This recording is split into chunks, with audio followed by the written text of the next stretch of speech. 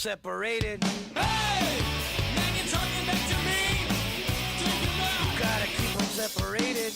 Hey! Pay no mind. You're under 18. You won't be doing any time. Hey! Come out and play.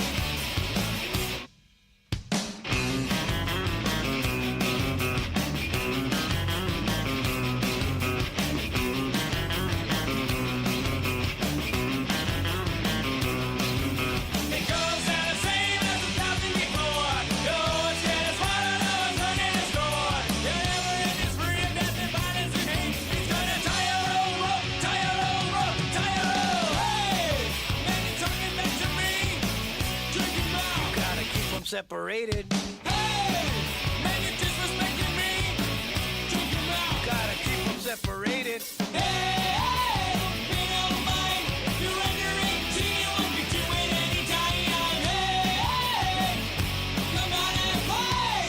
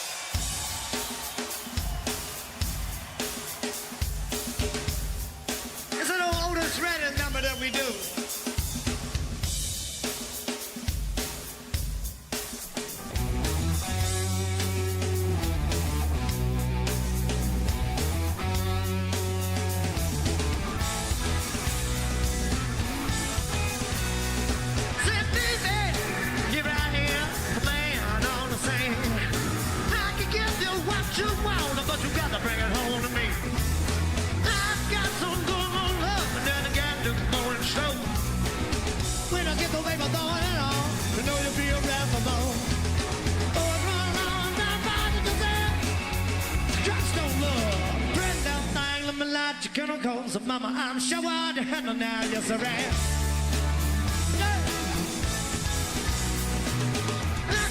Big line in the world, but I'm a man with my greatest fear. Got to knock on me, but I love you better than him. Take my hand, don't be afraid, I'm gonna prove every word I say. Advertise the love for free, so you can pay to be with me. But one long time to that, tips in love. That little thing with my light, your chemicals, so mama, I'm sure to handle now, yes I am. Hey. Hard to handle that.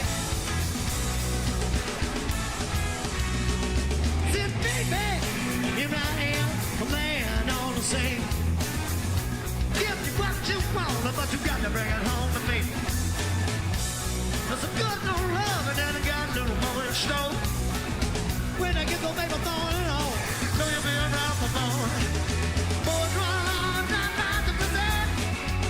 Tips and love. Chemicals, and mama, I'm sure I'll handle now, yes I am. Yeah, how to handle that? Get it.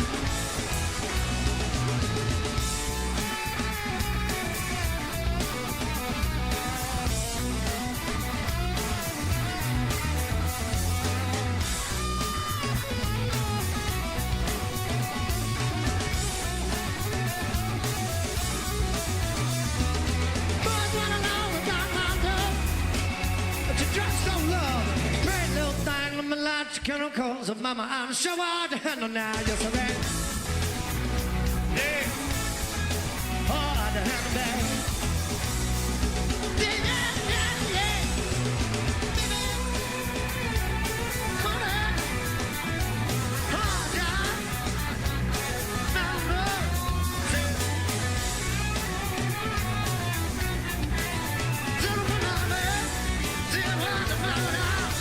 Oh, yeah.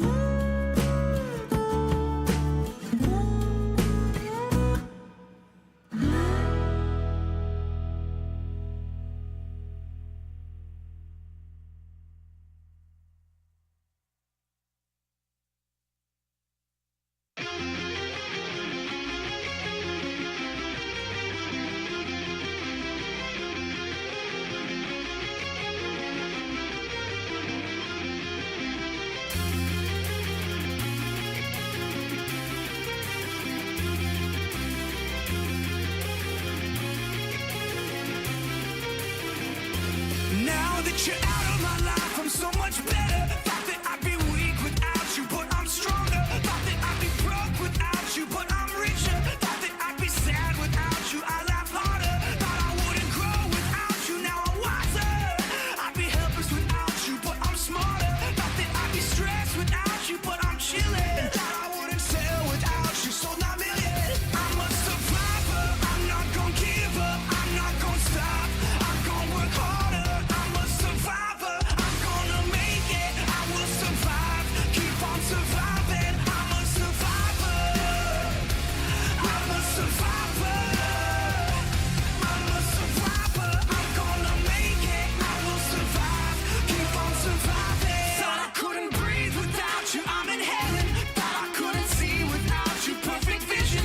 Thought I couldn't last without you, but I'm lasting. Thought that I would die without you, but I'm living. Thought that I would fail without you, but I'm on time. Should be over now, but it won't stop. Thought that I would self-destruct, but I'm still here. Even in my years to come, I'm gonna be here. I'm a survivor. I'm not gonna give up, I'm not gonna stop, I'm gonna work harder. I'm a survivor, I'm gonna make it, I will survive, keep on surviving. I'm a survivor, I'm a survivor, I'm a survivor, I'm gonna make it, I will survive, keep on surviving. Wishing you the best, pray that you are blessed. Much success, no stress, and lots of happiness. Not gonna blast you on the radio, not gonna lie to your family, no. Not gonna hate you in the magazine, not gonna compromise, not gonna diss you on the internet. No one try me better than that. I'm better than that. I'm a survivor, I'm gonna make it, I will survive, keep on surviving. I'm a survivor, I'm not gonna give up, I'm not gonna stop, I'm gonna work harder. I'm a survivor, I'm gonna make it, I will survive, keep on surviving. I'm a survivor. After all of the darkness and sadness, sun comes happiness. If I'm surrounded by positive things, I'll gain prosperity. I'm a survivor, I'm a survivor, I'm a survivor.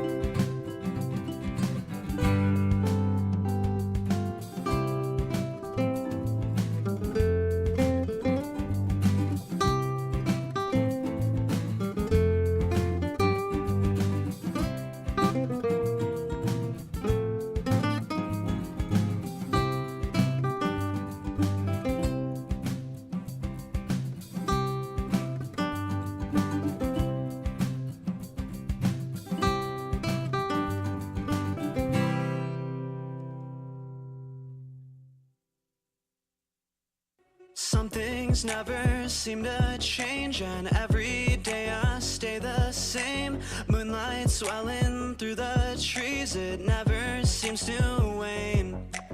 Sometimes I feel like I'm a silhouette, like my imitation leads me towards regret. Sometimes I wish that we had never met. I'm faking every step, stealing all the breath out of my lungs. Got me in the dark speaking in tongues. Tell me, when did this stop being fun? We're undone and uncomfortably numb. You're stealing all the breath out of my lungs. Got me in the dark speaking in tongues. Tell me, when did this stop being fun? We're undone and uncomfortably numb.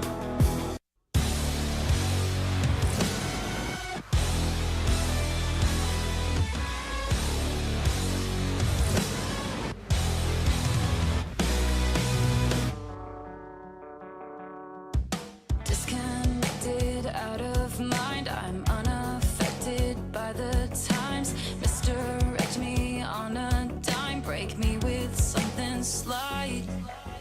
Born in a compromise, raised on white lies. They say the road to hell is paved with gold. At 25 I feel content with caution, dodging my halo, dodging my halo, dodging my halo. You're stealing all the breath out of my lungs. Got me in the dark speaking in tongues. Tell me, when did this stop being fun? We're undone and uncomfortably numb. You're stealing all the breath out of my lungs. Got me in the dark speaking in tongues. Tell me, when did this stop being fun? We're undone and uncomfortably numb.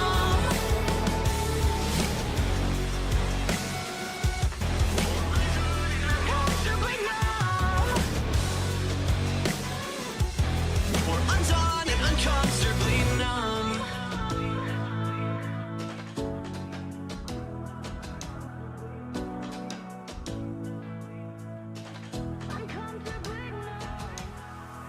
The seasons change, we stay the same, so we're blue in the face. I need the pain to soothe my brain. You're stealing all the breath out of my lungs. Got me in the dark speaking in tongues. Tell me, when did this stop being fun?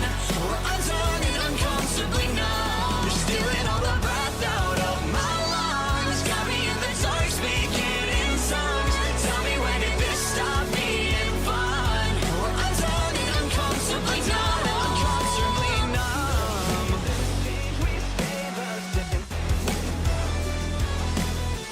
The seasons change, we stay the same. We're undone and uncomfortably numb.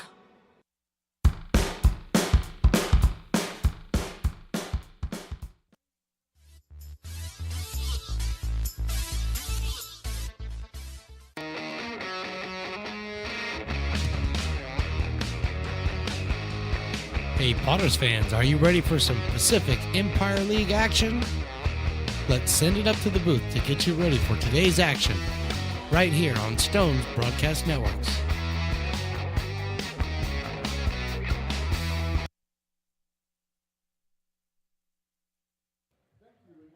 Hello and welcome to Bean Stadium in Lincoln, California for a very special evening of Lincoln Potters baseball. My name is Mark the Phantom Lowe. I'm here with Riley the Engineer. Tonight we bring you a once-in-a-summer event, the 4th of July Potters game. The opponent tonight, a familiar one, the Pacific Empire League rival, the West Coast Kings, as we approach the halfway point in league play. Lincoln stands at 7-5 after a walk-off loss last night in Healdsburg, so tonight looms large if the Potters are thinking about capturing the first ever PEL title. Manager Tyler Robertson is sending Anthony Martinez, the right-hander, to the mound to try and get his team back on the winning track. And here's the Kings batting lineup that Anthony Martinez will face. It's Anton, Euler, and Wolf. Wolf, a very familiar name to Potter fans. He has played against us for several seasons. Seth Gwynn batting fourth, then Rodriguez and Martinez. Lizzle at first base, Gentile behind the plate, and Sammy Rivas, the second baseman, rounds out the batting lineup for the West Coast Kings. Ryan Radke, the right-hander out of Jamestown College, will be the pitcher for the Kings, but tonight the pitcher for the Potters is Anthony Martinez, the right-hander from Sierra College. 3-0 on the season for Anthony, a 2.52 earned run average, 23 strikeouts, 12 walks over 25 innings pitched. He has allowed 18 hits on the season. He is out of Carmichael, California, and as we said, Sierra College, and he will take the mound and try to get the Potters a big win. Last night, lost to Healdsburg, had the lead 7-5 in the 7th, lost it. The tie went into the ninth inning. Healdsburg with the walk-off. They win it and improved to 12-2 in league, while the Potters at 7-5 are 4 games behind. They are the third-place team. The Solano Mudcats are 7-7. Then the West Coast Kings at 4-6, Humboldt Crabs 3-8, Medford Rogues at 2-7. But the Rogues have a lot of games left to play, and most of them are up there in Medford, so they'll be the home team for those. In fact, the Potters will go up there next weekend for 3. A very busy week next week for the Potters. After tonight, the West Coast Kings in town, then a weekend series with the California Tigers, a non-league foe.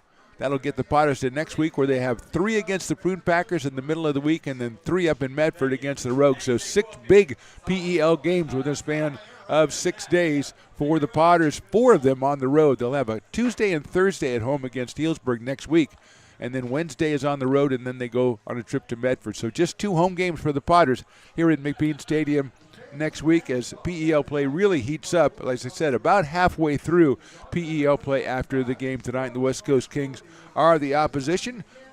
Anthony Martinez continuing his warm-up tosses. We have, of course, it's a very warm evening out here, but we got the tarp, the covering up over the seats, and so everybody seems to be doing okay. There is a fan down there. I have not seen this before, but I'm sure it's been done, a fan with a fan. So the fan is blowing on the fan in the front row down there. Of course, in the parking lot Potters section. Who else would come up with something like that? So we are just about ready to go. Cody Antone is the first hitter, the right fielder. He is actually out of William Jessup University. Cody up against Anthony Martinez. We're just about ready to get this one started. So the first pitch signals the end of happy hour, so the fans in the building, you better get that last chance in down at the Brick and Barrel. As there's the pitch, and it's hit out in the air toward right center field. Doyle on the move, so is Eaton.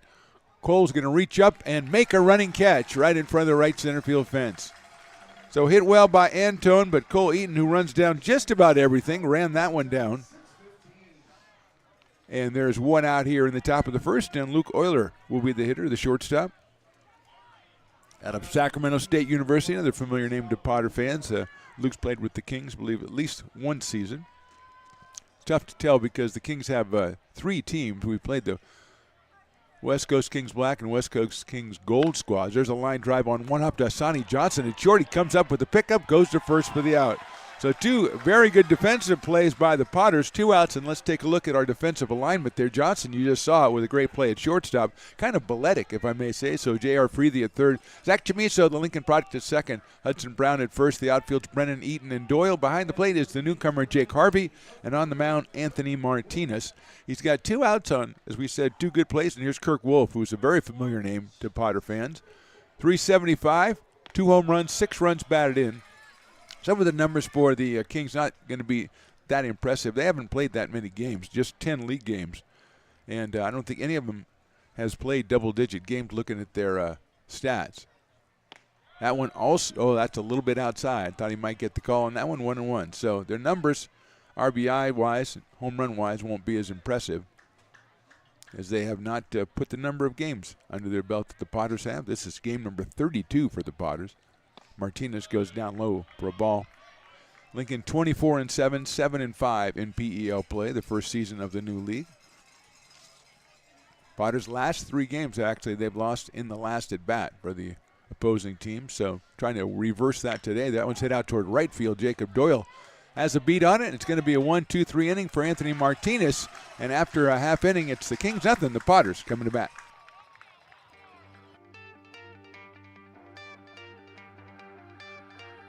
Gooseport Public House.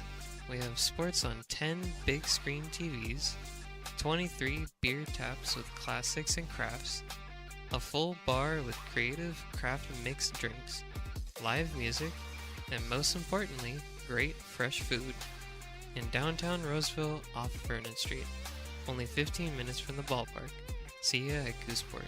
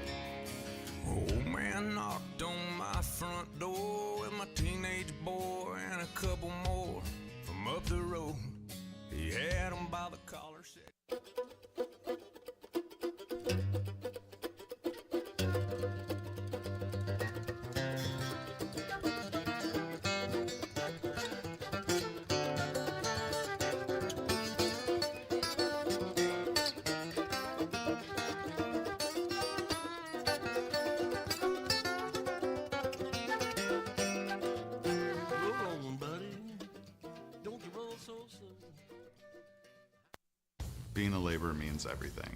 It was what took care of me when I was growing up. It's what takes care of me now. Because of President Biden and the money he's put into infrastructure, the need for our workforce to expand is out of this world. When our members are able to go to work on these big projects that are funded by Biden's economic investments, it means continued growth in their wages, in their pensions, in their health benefits. It means they're going to be able to take care of their families.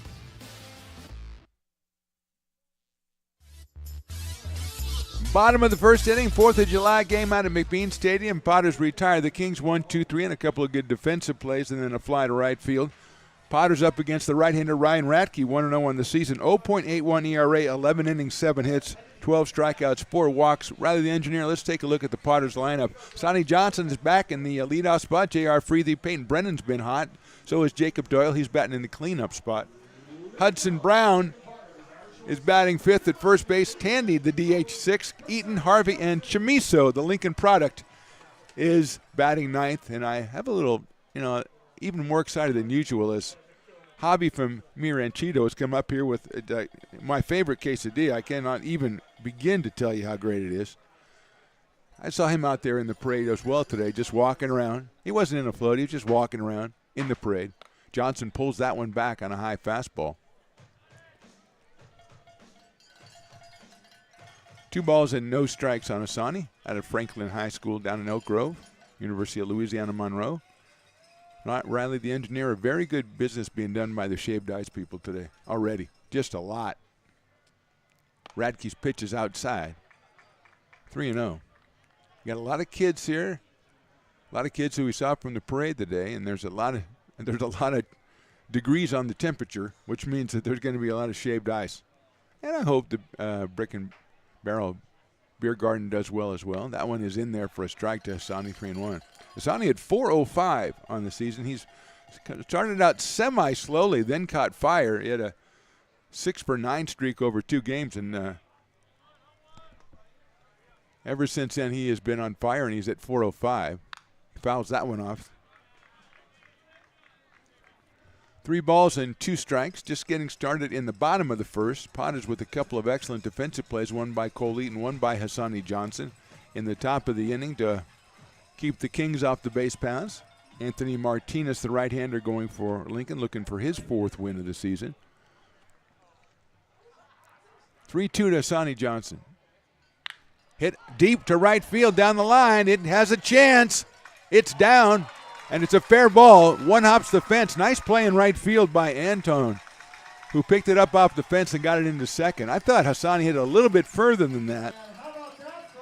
But it's a double, which means that everybody gets doubles in a section because somebody on the Potters got a double, which is the greatest idea ever. Because, it's a double play. It's a double. Anybody does any of that stuff, you get one section gets a doubles.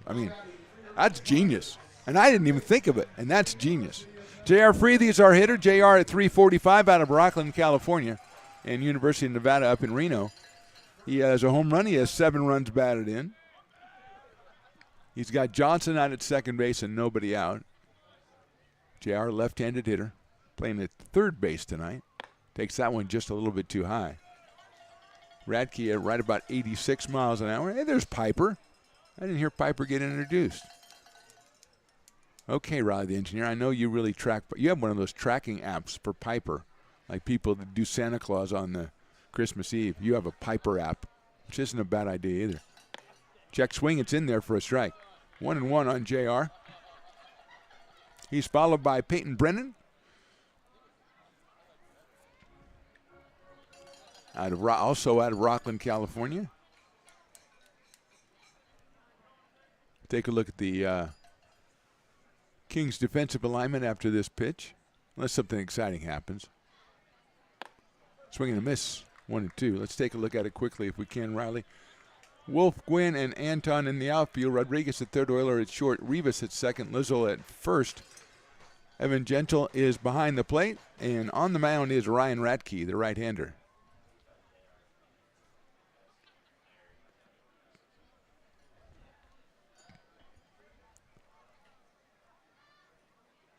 That's hit foul over in the on-deck circle right past Peyton Brennan. So it stays at 1 ball and 2 strikes. Gentile behind the plate and Radke on the mound.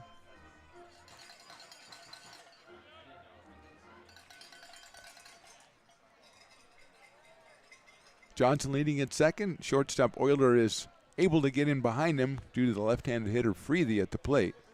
So trying to keep Asani close. JR takes high. 2-2.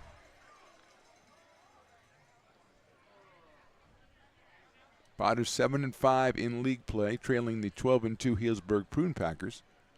They've got 3 with them next week, Tuesday and Thursday here in Lincoln. Wednesday will be in Healdsburg. 2-2 to JR. Takes high again, 3-2. I would imagine the temperature difference between a Tuesday Lincoln game and a Wednesday Healdsburg game would be probably marked, as we would say. You know, might be a little bit more pleasant temperature-wise for the middle game in that 3-game series. 3-2 on JR. Radke to the plate, outside, ball 4. Good at-bat by J.R. Freethy. He puts together a lot of them. And the Potters have runners at first and second, nobody out, and Peyton Brennan, who's been swinging a hot bat at 379, coming to the plate. Peyton had a big home run on Tuesday night. One of my favorite no-doubt varieties. That was a 393-foot home run he hit on Tuesday. 108 miles an hour off the bat, which I think are the 2 most impressive numbers I've heard home run-wise this year. So Peyton's up here with 2 home runs. He has driven in 8. Takes that one down low. Radke just 4 base on balls in his first 11 innings pitched. And he gives the free pass to J.R. Freethy.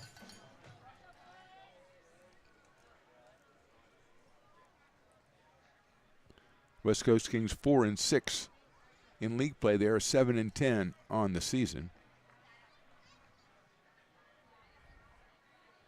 Peyton takes high for a ball. According to Jason, the intern, the numbers that we have for them are just conference games. They are not include all their games. So they played a couple more games. So they have a couple. We're talking about not very many at-bats, and that's because they're just indicative of the conference action. But that's all we have, so that's all we'll go on.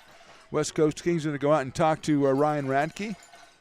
Catchers out there. Now they're going to bring everybody in because, you know, it's the first inning. It's 107 degrees. Why not bring everybody in there? Jason, the intern, was down taking pictures on the field, and he came back here, and it was an interesting sight as we saw him towel himself off in the press box. I don't know if that's what you're supposed to do in a press box, but I think if you take pictures on the field in 108, you can kind of do whatever you want. So I think we give a little bit of a freedom to even an intern. And matter of fact, Riley, he moved up on the intern rankings. He came up with information for me, and he also went down and did work on the field like we said. He went from 5 to 3 in the intern rankings. That's how quickly it can happen, as you know. Carson's still number 1. Lauren's still number 2. Those two have been rock solid up on top the entire season just about. Jason has been vacillating between 3 and 8, and he is back up to 3. Then John and Nia round out the top 5. So here's Peyton Brennan, 2 balls and no strikes. Swings and misses at a fastball. I don't think he got what he wanted. And at 87, Radke got it by him, so it's 2-1 now on Peyton. Jacob Doyle batting cleanup for the Potters today, the big right-hand hitting right fielder. 2-1 coming up. That's inside and low, 3-1. So this one, again, one Peyton will be looking for. Clifton Taylor, one of the owners of the Potters, with his, I got to say it, dumb-looking big backwards hat. I mean, I don't know what else to say. It's kind of not dumb, goofy. Can we say goofy? I think we can say goofy. 3-1. I saw a couple other ones today as well. Actually, I wouldn't mind having one. Peyton fouls that one off. I can say they're goofy and still say, I wouldn't mind having one. Do they always wear them backwards, Riley? Do you not wear one straight forward? Oh, you can. Okay. I don't know why everybody wears them backwards. I kind of like them forward. But again, you have to have supreme confidence as a human being to wear that at all. That's what I'm saying. Big pitch here in the first inning for Ryan Radke. It's a full count to Peyton Brennan. He's got 2 on and nobody out. Inside, ball 4. Batters making them work, and so far they have the bases loaded and nobody out, and here's Jacob Doyle. Jacob hitting a very crisp .350 on the season, 3 home runs and 20 runs batted in. Comes to us from University of Nevada and Sparks, Nevada. So he's here with the bases loaded and nobody out.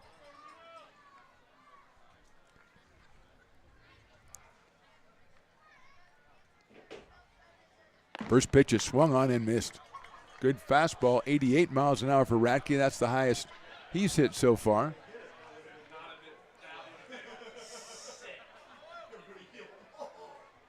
Oh and 1. Johnson at third, Freethy at second. Over at first is Brennan. Breaking ball is in there for a strike, so quickly 0-2 on Jacob Doyle. Potters have had a couple of instances this year where they've had bases loaded and nobody out. Haven't been able to come up with much, so they want to go out and get a lead here on a West Coast Kings team that is a very tough ball club. 0-2 now. Breaking ball's popped up. It's into right field. Anton is going to come in on it. Now he's moved around. Now the second baseman's going to catch it. The tag is made by Johnson. But Rivas with a nice play went all the way out there into short right field and took that one, turned and threw it right away. Johnson could not advance. So Doyle pops out. Not an infield fly, even though it was to the second baseman, because he went way out there. And so it's up to Hudson Brown now. Hudson, 321, a home run, 15 runs bat in out of Olive Branch, Mississippi. Always has a nice contingent of fans out here. I know there's a lot of Olive Branch transplants here in Lincoln. I think that's the answer to that one. Hudson takes a ball, 1-0. So a big out right there for Ryan Radke to get Doyle without advancing the runners. And now it's Brown and then Jake Tandy for the Potters, hitting in the 5 and 6 spots.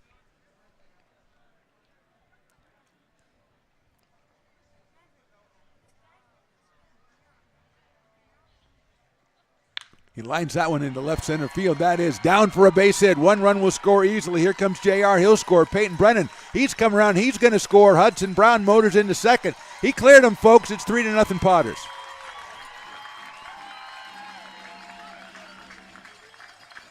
Perfect placement by Hudson Brown. He has a double. You don't get another double-double for that, I don't think. Jumps his RBI total up to 18 on the season. Perfectly placed, sliced into left center field. Wolf in left field went after it. It rolled a little bit around on the fence out there, so Peyton Brennan was able to come run and score easily. And the Potters are on the board 3-0, and here's Jake Tandy. Jake, 384, 4 home runs, 29 runs batted in. So Hudson Brown comes up with the clutch hit the Potters needed. Tandy takes a breaking ball, and it's called a strike, 0-1. He's followed by Cole Eaton, the number 7 hitter today.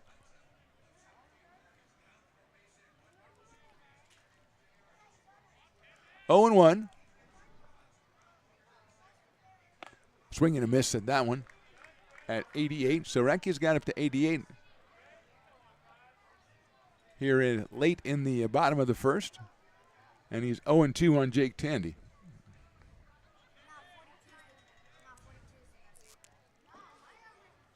There goes the runner, going to step off and throw to third, and the ball gets away at third base.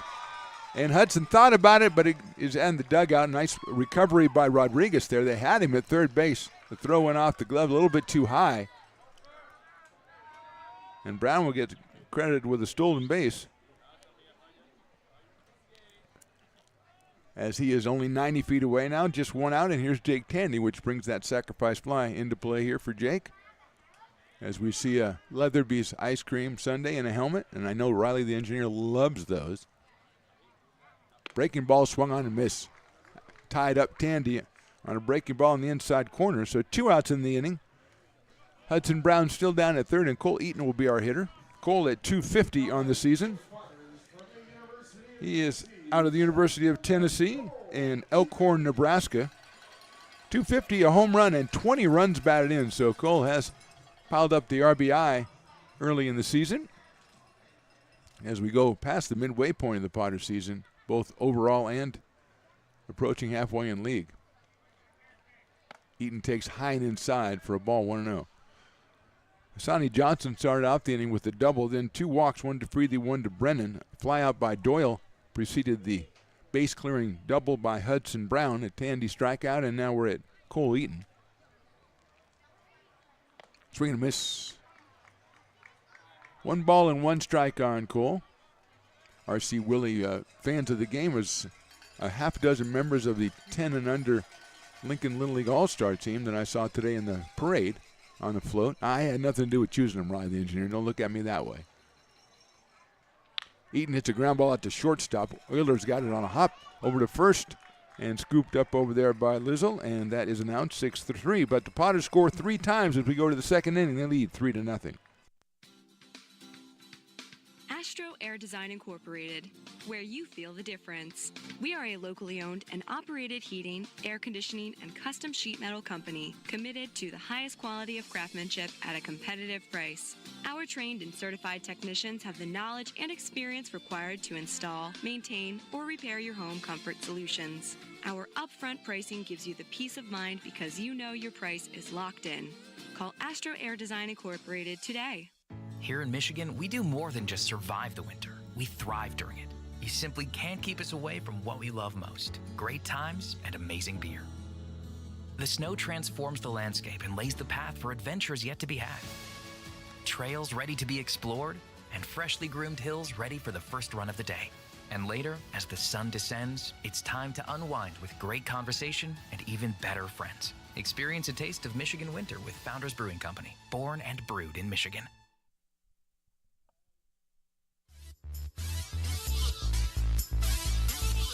Top of the second inning from McBean Stadium, 4th of July Potters baseball. The Potters, little fireworks of their own in the bottom of the first. They come up with 3 on the Hudson Brown 3-run double.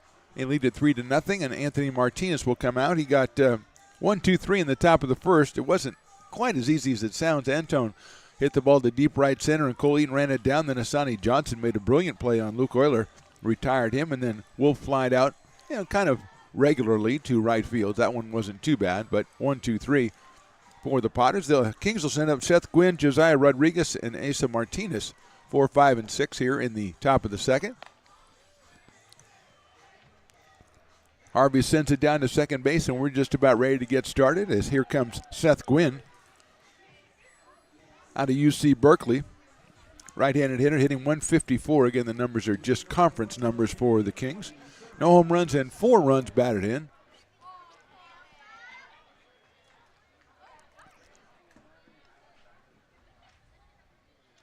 Right-hander Martinez delivers an off-speed pitch, and it's in there for a strike, 0-1.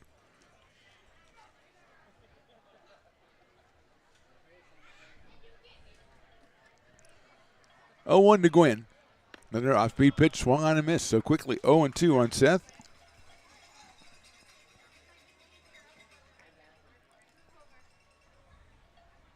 Piper prowling the area with the Secret Service detail. That's in the dirt. Another slider by Martinez, 1 ball and 2 strikes. A lot of people for Piper to talk to today. A lot of congregating on the concourse in the aisles today because everybody's going to get, beer or shaved ice, whichever place you're going. 1-2 pitch. Fastball misses outside. Martinez up to 88 on that one. Also, I think we'll see more ice cream in the helmet today, too. Little Leatherby's in helmet. I think Riley, the engineer, that's going to be pretty popular today. Breaking ball's lined into left field. That is a base hit down the left field line. Brennan's going to try to cut it off as Gwynn goes for second. He is going to be in there. The tag by Chamiso's a little bit too late. So Gwynn turns on a 2-strike pitch, lines it down the left field line just over the outstretched glove of J.R. Freethy. And he never stopped, never broke stride. The first hit for the Kings, and it'll bring up Josiah Rodriguez, hitting at .391 with no home runs and 3 runs batted in. Out of Point Loma Nazarene University. PLNU. He slices that one foul down the right field line over by the Brick and Barrel, but it hits the top of the VIP area, so that's good. Brick and Barrel's doing too much business today, rather the engineer. We can't have foul balls going over there. They're 3 deep down there at the Brick and Barrel. 0-1 now on Rodriguez with Asa Martinez to follow. It's out to shortstop. Johnson will come in. He'll have to go to first, and he'll get him by a couple steps. But going to third is Seth Gwynn on the ground. That was slowly hit so he could advance. And so he's 90 feet away for Asa Martinez, the designated hitter at 222 with a 303 RBI on the season. Asa out of Folsom Lake College, one of the Falcons out there in Folsom. So he steps in against Anthony Martinez. It's Sierra College against Folsom Lake College standoff here with a runner down at third base. Check swing on a breaking ball. A slider is in there for a strike on 1. Great parade today through the streets of Lincoln. I was fortunate enough to be asked to be the secondary parade announcer, not in the main place where Willie was. Another breaking ball, that's inside. But over at 6th and F by City Hall, kind of like after they went for a while and took a couple turns, there I was. Hey, how you guys doing? A lot of fun. A lot of horses, some donkeys, a lot of cheerleaders, football players, baseball players. That's fouled off. Car enthusiasts, some beautiful automobiles out there. You a car guy, Raleigh the engineer? That's what I thought. Anyway, a lot of cars out there were tremendous. And some Lincoln businesses as well, including the Brick and Barrel and Dueling Dogs. 1-2 now.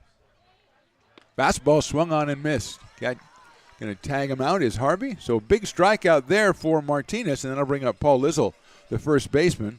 Paul at 143, and I believe he has the distinction of being named the Dueling Dogs batter for today's game. At least that's what Willie told me, which means if he strikes out, it is half off Dueling Dogs for the remainder of the inning. Now, technically, you don't like to have that as the final out of the top of the inning because that's less time to buy beer, but it's okay. Zoll takes the strike. Paul out of Loyola Marymount University, LMU, left-handed hitter, batting in the 7th spot.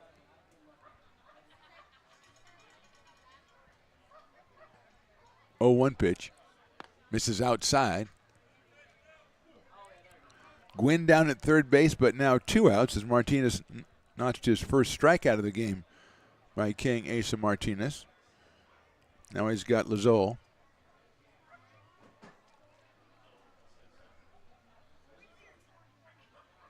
That one almost in there, but outside. Good job by Lazolle to hold off on that outside pitch. It's 2-1. 2 balls, 1 strike. Scoreboard says 3-0, but that's why Friends of McBean also a little presence in the parade today, and they're trying to get a new scoreboard to raise money. 2-0. 1 pitch is now 3-1 as that one misses outside again. Evan Gentile is on deck. The catcher, the number 8 hitter. 3-1 coming up to Lizzle. Swings and fouls it back. So we're 1 strike away from getting out of the inning. Perhaps the most important thing, but also half off Dueling Dogs. Now, those of you who were with us Tuesday, remember we had the trifecta in the 5th inning. We had Farmers, Dueling Dogs, and Loomis Basin Brewery half off for the entire inning, and that was, forget about that. 3-2 pitch. Breaking ball. Call strike 3. Everybody drinks for half price. And the Potters get off the field without surrendering a run at the top of the second. We go to the bottom of the second. Potters on top 3-0.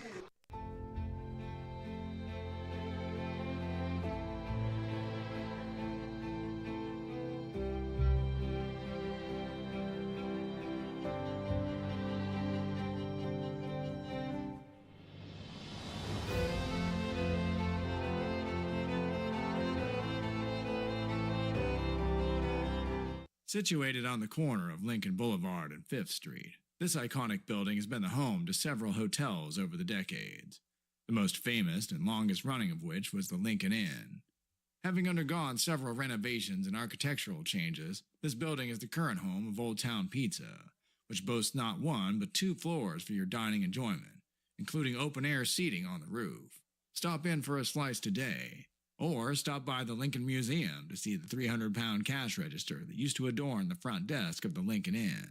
For more great history, visit the Lincoln Area Archives Museum and, by appointment only, take their free walking tour of historic downtown Lincoln. Hi, Bill Evans, President of the Placer County Association of Realtors. We're in our store, our conference facilities, an amazing team help us keep together an amazing organization, and we thank them all.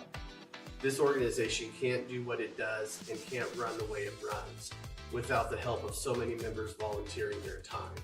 The success of the Placer County Association of Realtors is largely dependent on our active volunteer members to help our organization and industry. The work of our committees greatly impacts our ability to champion efforts across the board and giving back to the Placer County community wherever we can. Like all service organizations, I wanted to serve. And getting involved with the affiliate committee was the perfect way to do that. I love being able to serve my community with my business friends and other leaders and give back to those who are in need. The thing I love about the PCAR committees is they all work toward the same goal of bringing the community together to support those in need in our surrounding area. I instantly came to the meeting and had a wonderful time, felt like I was a part of something bigger, and it was just the start of my leadership journey. Bottom of the second inning, we missed the Piper mascot race. Piper hanging out with Luke Euler, the shortstop for the West Coast Kings, as the race started and went on, and they passed him, and then he said rather than going into the race, he went over to Josiah Rodriguez III and started hanging out with him for a while. Then it dawned on him that maybe I should join the race, and by that time, Riley the engineer, you know the formula, he was dead last. Tried to cover it up by picking up somebody's shoe that they lost, but still, they didn't have a shoe, and they still beat him. So, I mean, it made him look even worse. So we'll go to the bottom of the second. Jake Harvey, the newcomer, then Zach Chamiso, the Lincoln Fighting Zebra, and the top of the order, Hassani Johnson. Jake just 0 for 4 in the season, 1 game played. Coming to us from Roseville, California, and the University of Nevada, it is Jake Harvey. Potters with 3 runs and 2 hits in the first inning, aided by 2 base on balls from Ryan Radke. Harvey takes that one in there for a strike.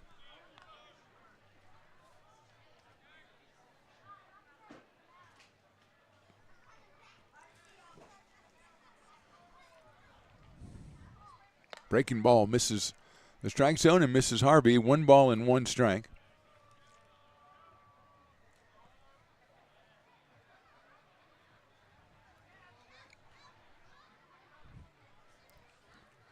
Radke from Jamestown College.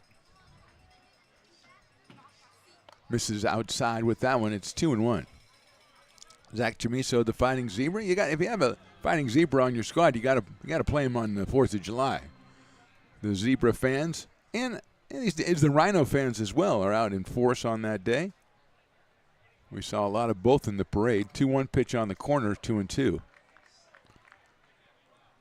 Both schools with a very healthy contingent of cheer players, stunt people, football players, softball players, volleyball players, all kinds of stuff. Harvey swings and misses, and he is down on strikes. That's the second strikeout for Ryan Radke, and that brings us to the number 9 hitter. That is Zach Chamiso, hitting .333 on the season with 3 runs batted in for the Potters in limited action as Piper gets a super soaker and starts to shoot members of the crowd, hopefully not standing in front of me when he shoots at him, but that's part of the gig. So here's Zach, left-handed hitter at second base for the Potters today. It's a sharp grounder to the right of second base. Nice play out there by Rivas. He'll go to first and get Chamiso by a step. So Sammy Rivas, 2 good plays out there at second base in the first 2 innings. 2 outs for the Potters, and Hassani Johnson, who doubled down the right field line his first time up. I thought when he hit it might have a chance. It went off the fence out there. Hassani ended up at second. Eventually made it over to third and scored on the Brown double. So Hassani is 1 for 1, came in at .405 out of Elk Grove, California.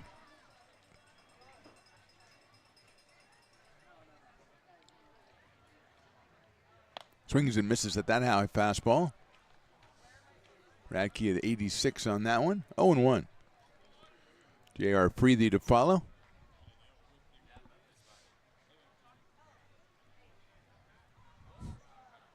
Sonny check swing. Did he go? They're going to have to ask. And the asking, no, he did not go. 1-1. Piper likes to use the Super Soaker a lot. Really a lot. Got to watch it, though.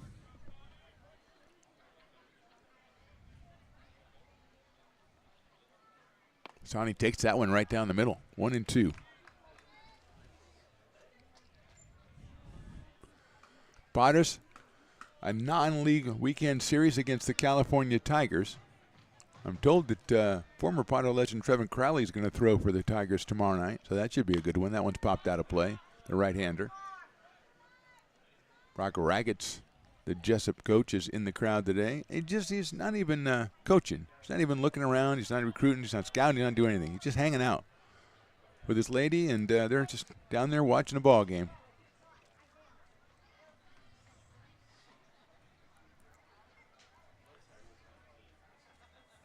Hit sharply out to Rivas. He goes to his left this time, comes up with it, goes to first, and has Johnson by a step. So a 1-2-3 inning for Radke. We go to the top of the third. Padres on top by 3. I'm Bill Spear, North Valley president of Five Star Bank. In a time when business can feel so uncertain, we're here for you every step of the way. I know they have a lot of bells and whistles within their bank, but just the relationship piece here locally on the business side is huge for us. 5 Star treats us like we're number one. They're right there with suggestions, with help. So I have to bank with people that have our mission in mind. We're Five Star Bank. How can we help you?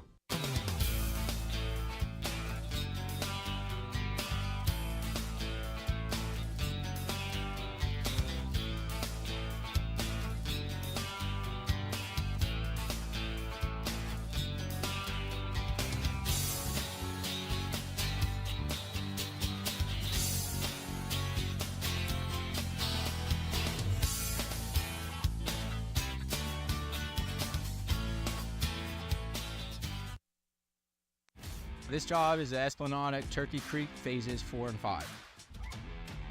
Our scope of work for this project is full scope, so we've got all the underground, all the joint trench, and all the top side included with it.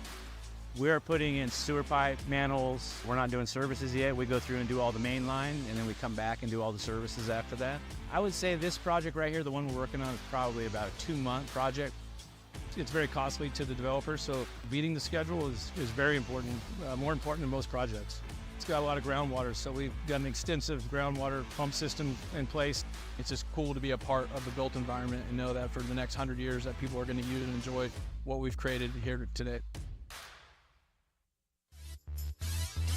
Top of the third inning from McBean Stadium. It's the 4th of July. We got a full house. We got the Fill the Bucket game going on, and we finally have a winner. I mean, if you put kids in there, they think it's too much like work. Filling a sponge or something and squirting it out, they think, oh, we're making me do chores, and they won't go as fast as adults. But we finally did get a winner. We're ready to go here in the top of the third. Evan Gentile, Sammy Rivas, and Cody Antone will be the first 3 hitters. Evan, the catcher, out of UC Davis, hitting at 154. As we've still got to get the buckets out of there and the sponges and everything. And John, who's running the show down there, doing a fine job. Here's Gentile.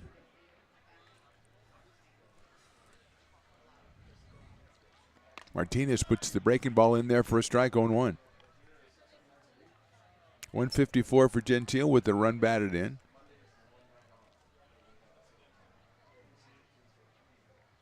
Fastball in there, call strike 2. Martinez up to 90 on that. I think that's the highest he's been actually in a while. So he touches 90, 0-2 on Gentile. Breaking ball just misses. 1-2. 8, 9, and 1 for the Kings here in the top of the third. Padres leading at 3-0.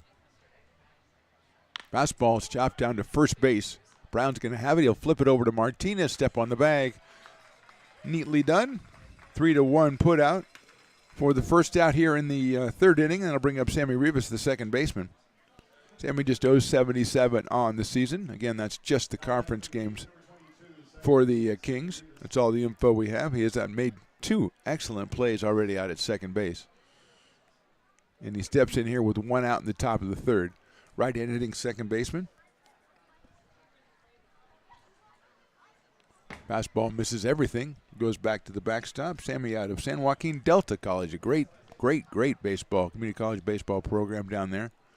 Always among the state's best. 1 ball and no strikes. Cody Antone, the leadoff hitter, on deck.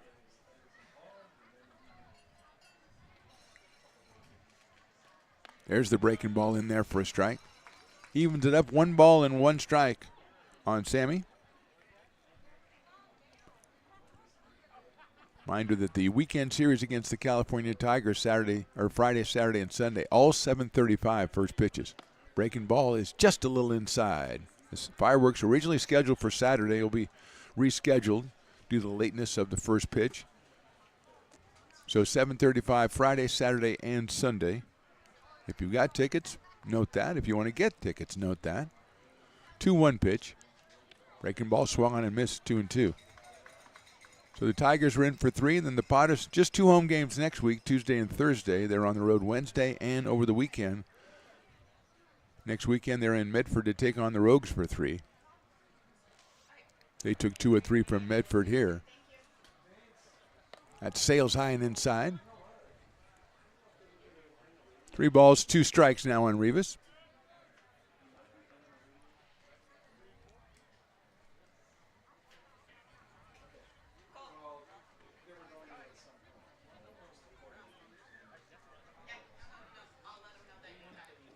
Breaking ball, call strike 3. Third strikeout in the last 4 batters for Anthony Martinez, and that'll bring up Cody Antone, the leadoff man. Cody spanked one to right center his first time up back in the first inning, caught by Cole Eaton after a long run, so he is 0 for 1, 250 on the year. Cody out of William Jessup University, so he's familiar with the field. He should have known not to hit it there when Cole Eaton was running center field. Trying the breaking ball, missing inside is Anthony Martinez, 1-0. Luke Euler on deck.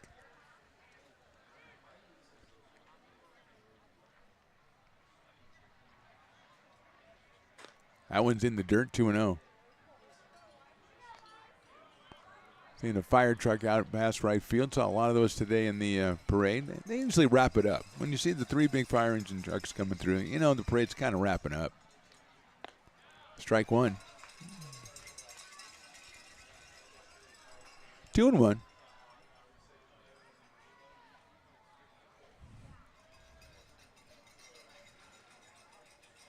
That's lined out into center field. It's going to get down in front of Eaton for a base hit.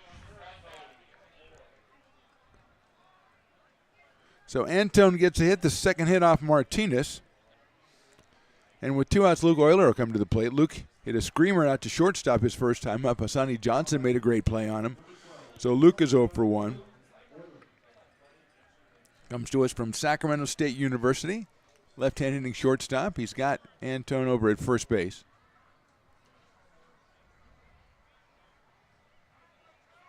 Inside for a ball. Jake Harvey behind the plate for the Potters in this one.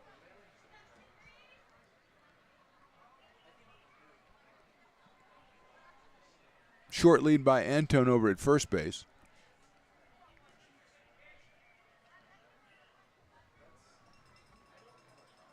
That's hit out into center field, but not very deep. Eaton in left center field makes the catch. So 1 hit, 1 left, no runs. We go to the bottom of the third. Potters still on top, 3-0.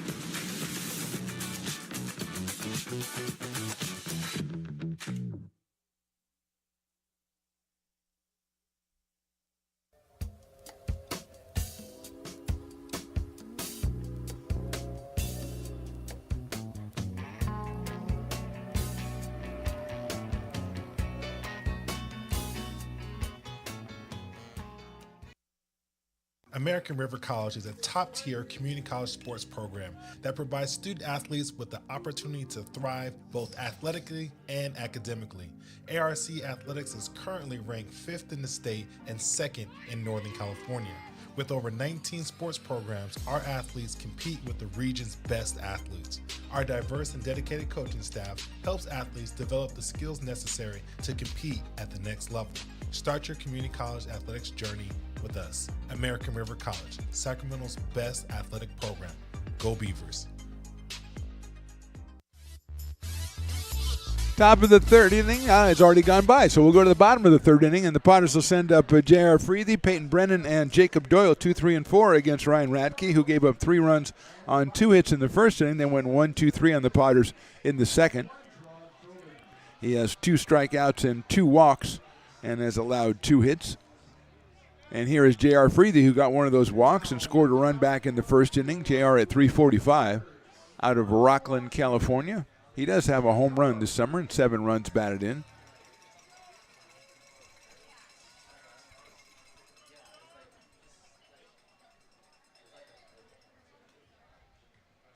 That one is right down the middle for a strike.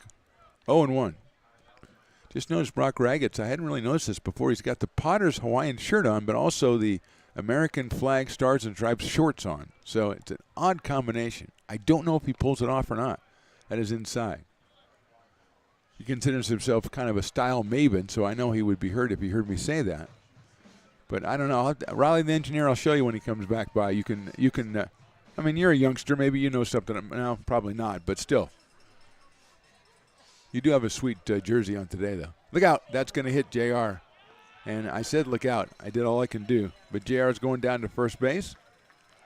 Second time he's been to the plate. Second time he's been on base. Not an official at bat yet, as he's down there with nobody out in the third, and Peyton Brennan, who got a walk his first time up at the plate.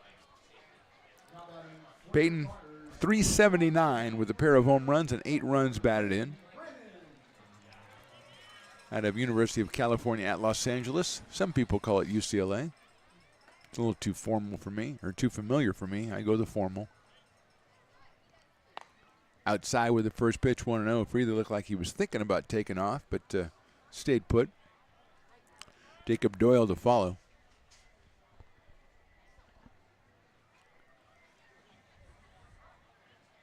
That one is outside for a ball. So it's 2-0 on Brennan.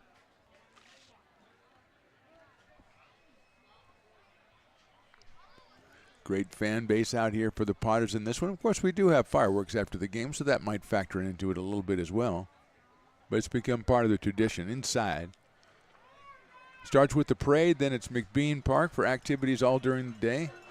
And then it's the Potters, and then it's fireworks. And so it's a 4-step program, really, for Lincoln 4th of July. The second step you can fill in kind of any way you want to. There's a lot of stuff you can do in that second step. But the first and the third and the fourth are pretty much set in stone. Peyton takes ball 4. So he's got 2 base on balls. He and Freethy are at first and second with nobody out. And here's Jacob Doyle, who came up with the bases loaded and nobody out and popped out to short right his first time up. So Jacob is 0-for-1. The Kings have 25 or 24 pitchers on their roster, but I don't think they brought all of them. Says when they came out of the dugout for pregame ceremonies, there was only about, I would say 11 extra players there, something like that, Riley the engineer.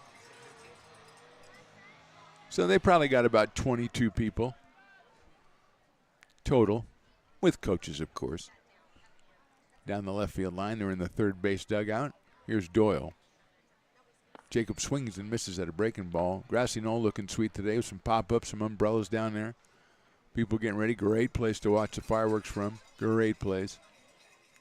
And the veteran fireworks people, they know that.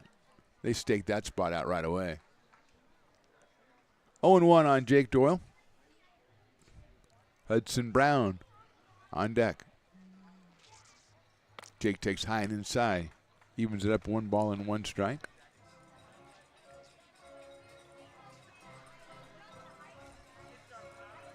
See, some of the fans in the front row on the first base side got the misters working. That's a nice innovation down there. There goes the runners. The pitch is swung on and fouled. And a great jump by Freethy. He'll have to go back as Jacob got an off-speed pitch he liked. Fouled it off. My trivia team partners, the Russells down there, Jim and Karen. They've been, there's a lot of Tuesday games now, so we've been missing trivia, although our team won, Riley the Engineer, on Tuesday without us. So that's an empty, hollow feeling. Yeah, that's great. You guys won. Weren't there, so they don't really need us anymore. That's okay. It changes week to week, though. You never know. Radke looks back at second, and Freely will return. It all depends on the musical category, because they have a theme. Obviously, this week's theme was the USA. So it's born in the USA and that kind of, we're an American band, that kind of stuff. There he goes again. The pitch is inside, and no throw's going to be made. It's a double steal, and the Potters have 2 runners now in scoring position with nobody out, and a 2-ball, 2-strike count on Jacob Doyle. Freely said, I'll tell you, I'm getting a good jump. I'm going to keep going. And he did. And Peyton Brennan waited until he saw that he was taken off, and he fielded up the backside there with the steal of second. So he's at second, Freely at third, and Doyle with the 2-2 count. Brown to follow.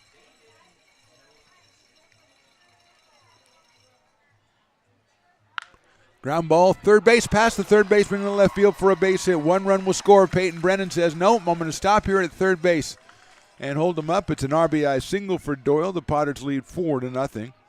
And Brennan now is at third. Doyle at first. Still nobody out here in the inning. Third hit given up by Radke. And that one, I have to feel like Rodriguez had a little problem with the sun. The sun is brutal over there, even late as we even when the late games it's a factor, but this one at 6:05, definitely a factor. And it didn't look like Rodriguez saw the bounce or saw the hop on that ground ball. So it's a single for Doyle, and here's Hudson Brown, who had a 3-run double his first time up. He comes up here with 2 runners on again and nobody out in the third. Activity in the bullpen for the Kings as Brown takes high and outside. Looks like a left-hander down there loosening up. We'll get Riley the Engineer on that, and he'll have the identity. Snap of the fingers, he'll have the, well, he's trying to figure out how to take off his headphones, but when he figures that out, he'll have the identity. Hudson takes a fastball. That's in there for a strike. 1 ball and 1 strike. Brown followed by Jake Tandy in the order. Hudson hitting in the number 5 spot, which makes Jake number 6 numerically.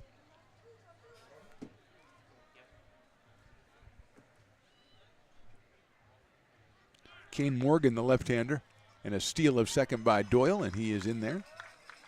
So Kane Morgan, the left-hander out of Bard College, loosening up for the Kings as the Potters have now runners at second and third. 2 balls and 1 strike on Hudson Brown. Hudson picked up 3 RBI in the first inning. He now has 18. He can make it 20 very easily here. Or why not 21? Let's get greedy. It's the 4th of July. Fireworks is what we need. Breaking ball, nice pitch in there for a strike. 2-2 now on Hudson Brown out of Olive Branch, Mississippi, and the University of Kentucky.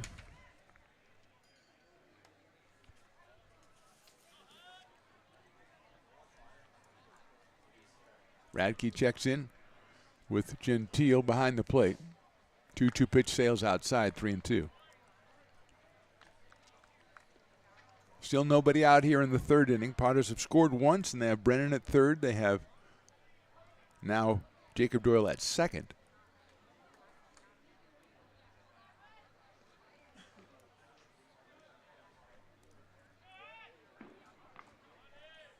Three-two coming up to Hudson Brown. Fouls it off. Spoils the breaking pitch. He'll stay alive for another pitch. See, there's Brock down there. See, Riley the Engineer.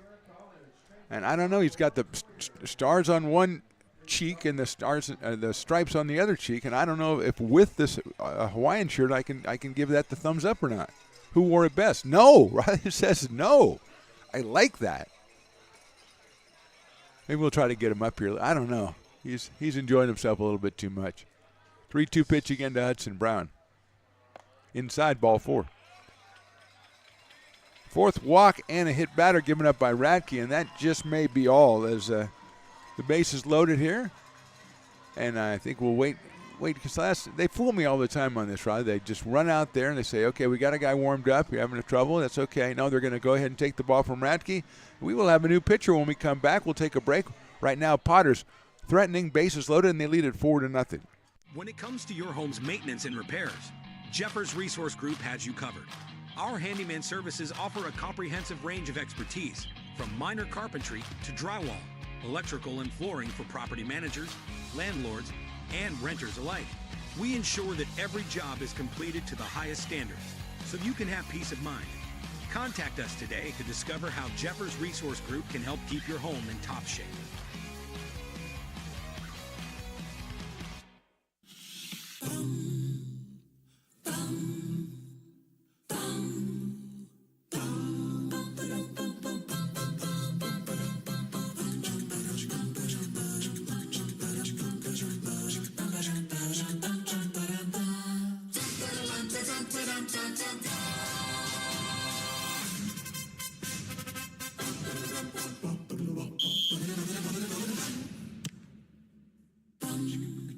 Hey, Potters fans, want to keep restoring and renovating historic McBean Stadium? Now you can become a member of Friends of McBean. Annual membership start at $50. Get a 4th of July Potters t-shirt and 4 Potters tickets. Become a member now at friendsofmcbean.org.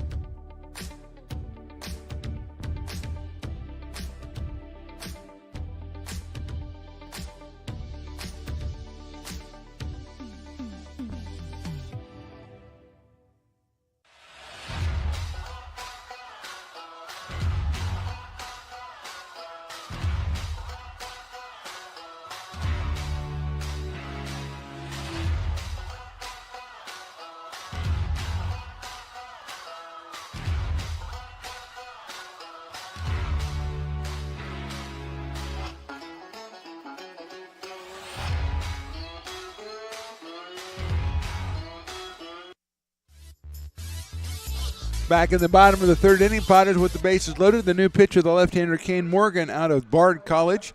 He is this is his 5th game already. 4 1/3 innings, 2 hits, 1 run, 5 walks, and 4 strikeouts. No wins or losses or saves, and an ERA of 0. And no, I don't think Bard College is a place they teach only Shakespeare, but it would be cool if it was. And his first batter he will face is Jake Tandy, who struck out back in the first inning against Radke.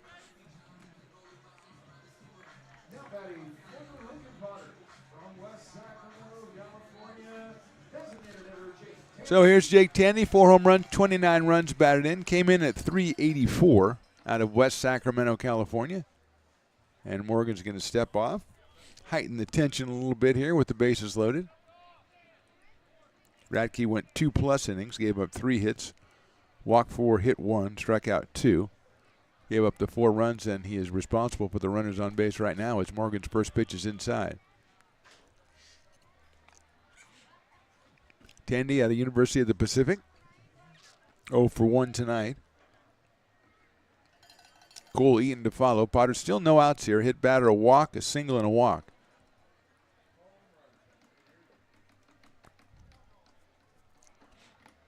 Tandy hits it sharply but foul down the left field line over by the dugout.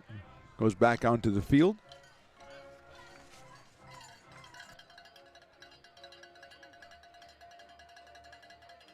So it's 1-1 on Jake. The left-hander Morgan. Gentile behind the plate giving the signs. 1 ball, 1 strike coming up. That's outside, going to go all the way back to the backstop, but Peyton Brennan realizes that usually when it hits the backstop, it's going to come right back to the catcher, which that one did. It's 2-0 on Jake Tandy. Sid Morgan has given up 5 walks in 4 1/3 innings, but just 2 hits and just 1 run allowed. Kings 4-6 in league play, 7-10 overall.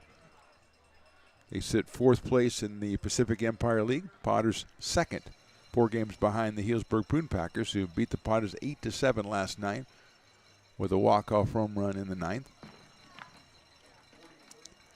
2-1 pitch coming up. Tandy takes a high fastball, 3-1.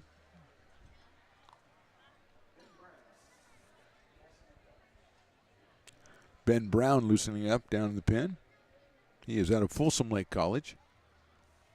A distinct Sacramento area flavor to the West Coast Kings roster.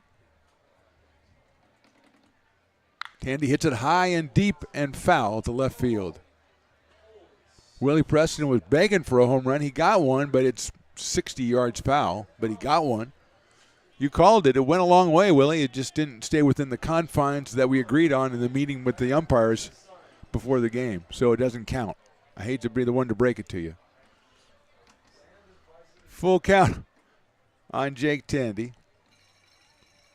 Morgan taking his time getting his sign, and Jake says he's taking too much time.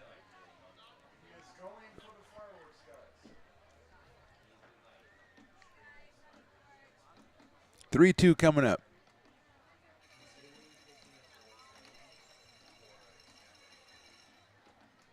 Ball 4. Not a hard take for Tandy, and he'll get himself an RBI with that base on balls as Brennan scores the second run of the inning. That's RBI number 30 for Jake. Still nobody out here in the 3rd. Potters now leading at 5-0. And Cole Eaton, who has 20 runs batted in on the season, eyeing a couple more out there. He grounded to shortstop his first time up. That was against Radke back to end the bottom of the 1st inning.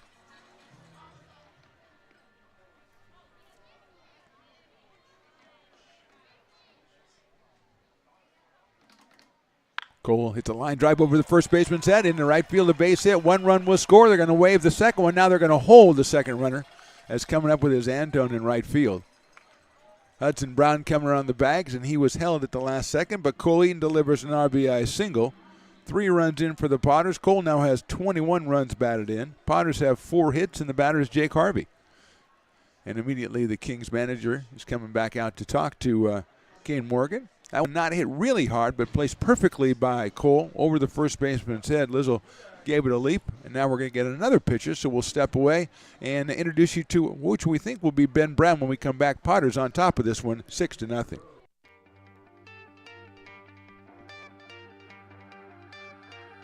Gooseport Public House.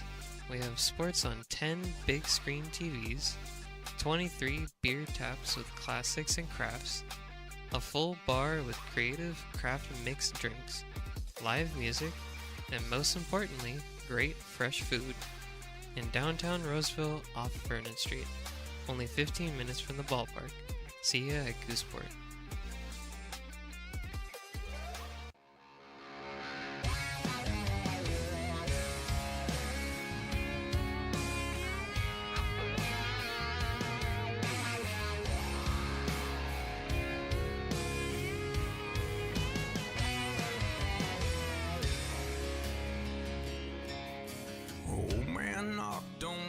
Front door with my teenage boy and a couple more from up the road. He had him by the collar, said he...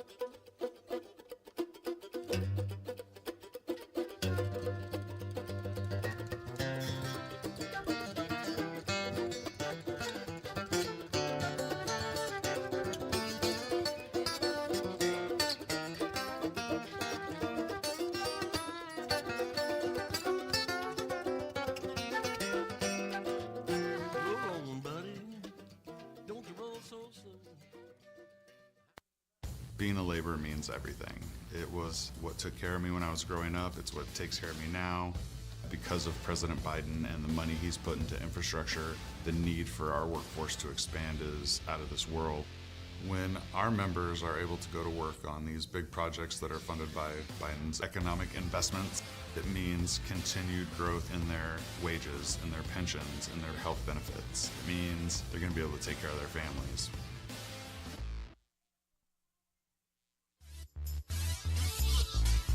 New pitcher is Ben Brown for the West Coast Kings. He comes to us out of Folsom Lake College, making his 2nd appearance in the conference action. 2 1/3 innings, just 1 hit, no runs, 1 walk, 3 strikeouts. He is 1-0 in league play, and he has an ERA of 0, so he will follow Radke and Morgan out here.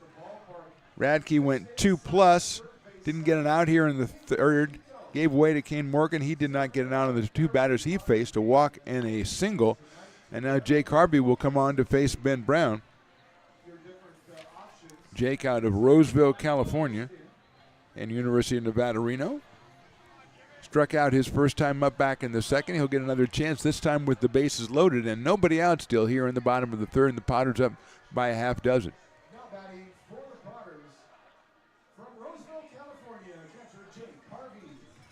He's followed by Lincoln's own Zach Chamiso for the Potters. Kings are in at the corners and double play depth in the middle of the infield as Brown delivers. Hit high up in the air to left field. Wolf goes back. He's got a beat on it, makes the catch. That'll be an easy sacrifice fly as the throw comes into third base, and scoring is Hudson Brown. So Harvey picks up an RBI. The Potters pick up another run. They lead 7-0. Everybody else is going to stay put. And that will bring up Zach Chamiso, who hit a hard ground ball to second base back in the second that Rivas handled and threw him out. So he is 0 for 1.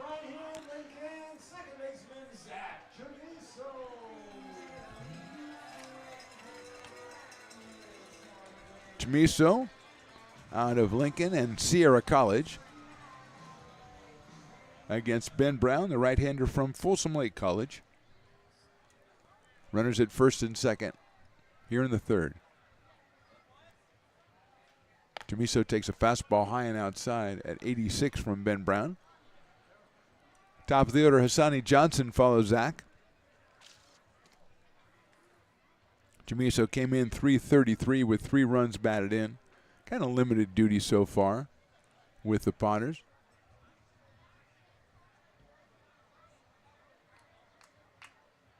Takes that one inside, off speed, 2-0. Zach's played with the Potters, I'm going to say 2 summers, Riley the Engineer. 2, maybe 3. He might have played some when he was at Lincoln High. I'm not really sure.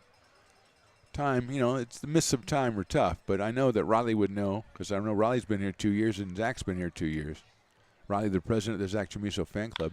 It's it high up in the air to right field. Giving ground out there is Antone.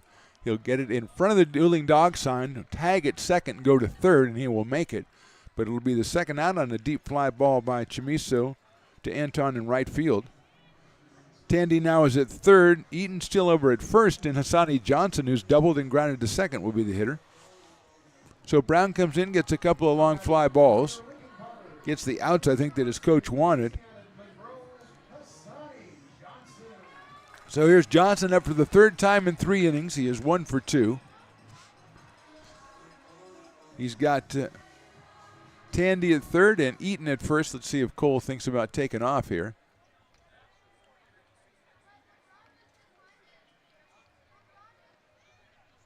Brown's going to try to keep him close with the throw, and he does.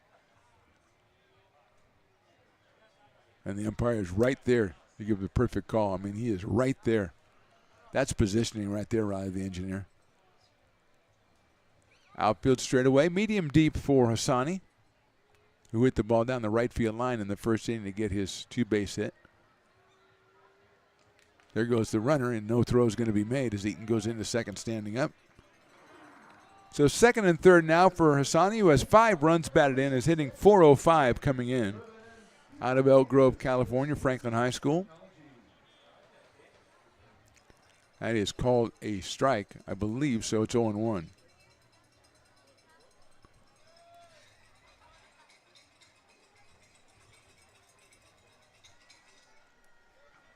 Bounce house is getting a lot of good work. Well, the one bounce house, the other one's turned into something else now, like a batting cage or something. Johnson takes down low in the dirt. Nice block by Gentile behind the plate, 2-1. So the obstacle course one is rocking as always.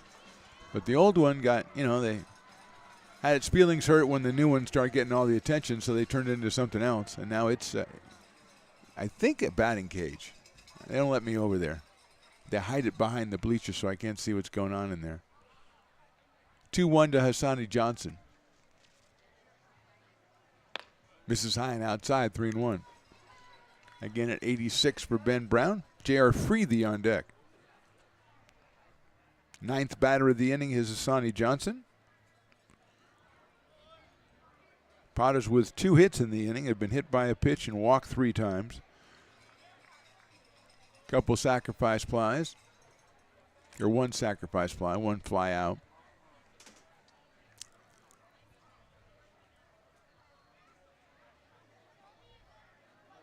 Johnson hits it high in the air down the right field line, and it is a foul ball, and that one was going to get out of here. That one was definitely out of here, but it's foul by about, 5 yards down the right field line, 20 feet maybe, off the screen down there. Asani's like, man, that one was definitely going. And he thought it might stay fair, I think, because he's a little bit just kind of bummed out, Going for my first home run. I was kind of bummed out. It easily had the distance halfway up the screen at least. But it was foul.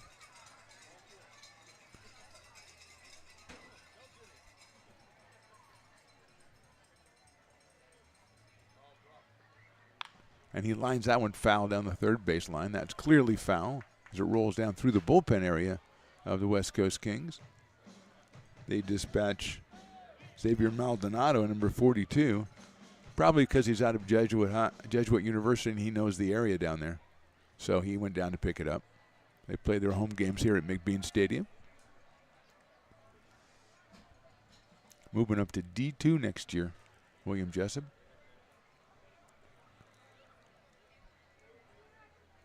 Here's Brown once again.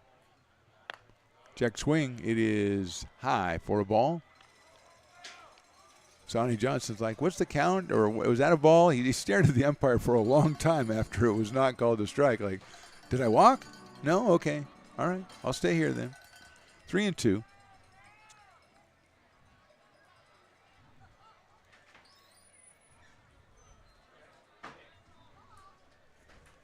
Three balls, 2 strikes, runners at second and third, 2 outs here. Still bottom of the third inning.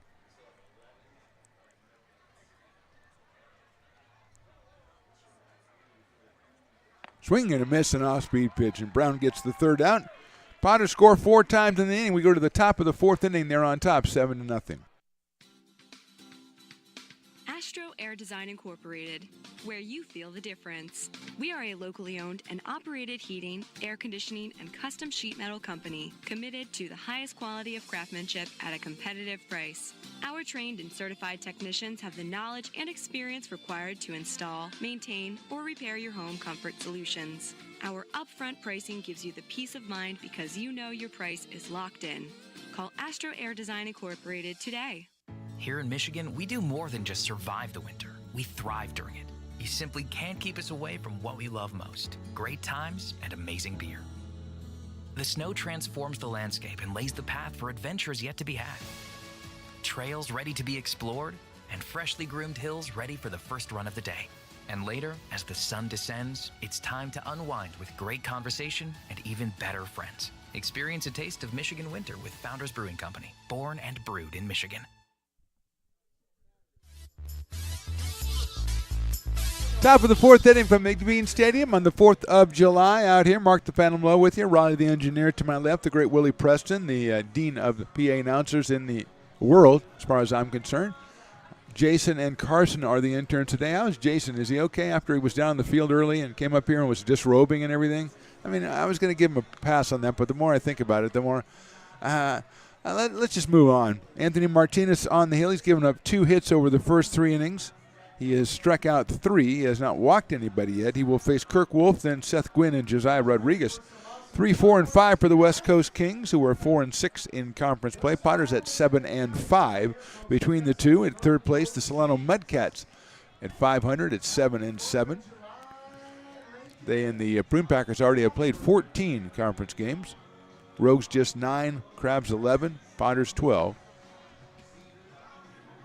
So here's Wolf, a 375 hitter, who flied out to right field back in the first inning.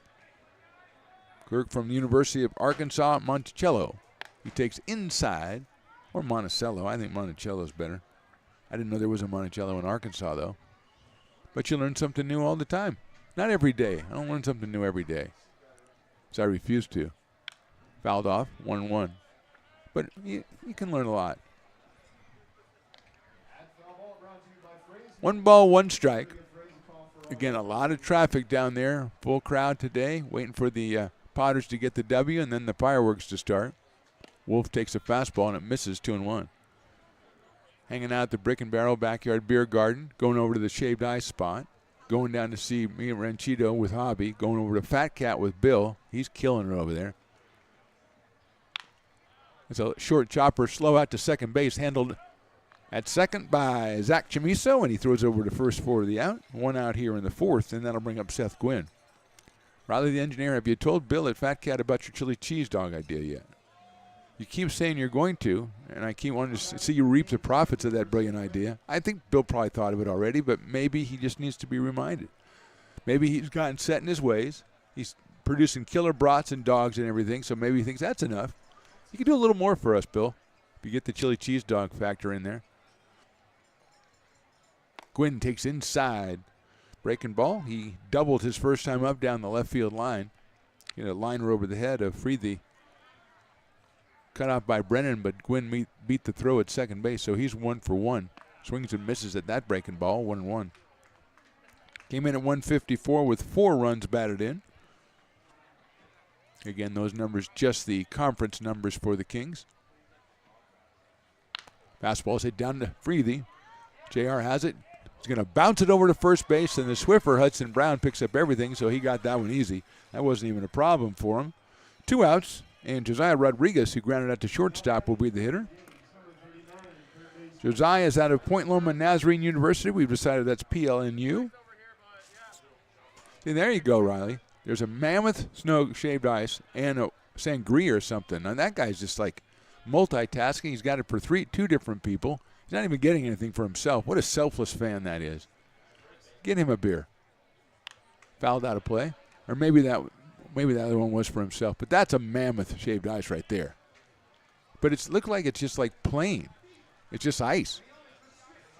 What's a clear flavor it could be? Swing and a miss. Nice fastball by Martinez at 88. Anthony's got up to 90 tonight. That one at 88 got by Rodriguez, and so it is quickly 0-2 on Josiah.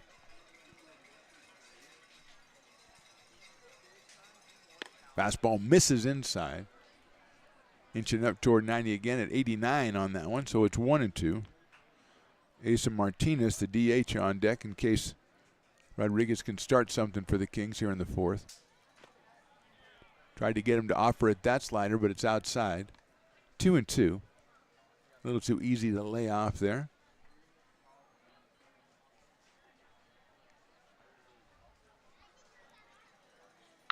Chopped down to third baseline, foul. It'll get into the bullpen area for the Kings, and so Rodriguez stays alive at 2 balls and 2 strikes.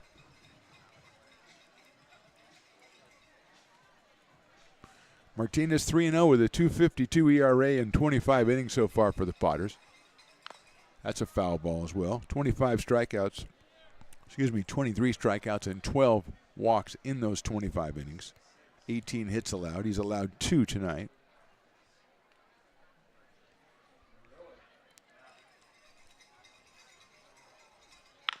Grenner out towards short. Big hop for Johnson. Makes the play across the diamond a little high, but Brown handles it easily over at first base. And it's a 1-2-3 inning for the Kings. We'll go to the bottom of the 4th inning. Potters on top by 7.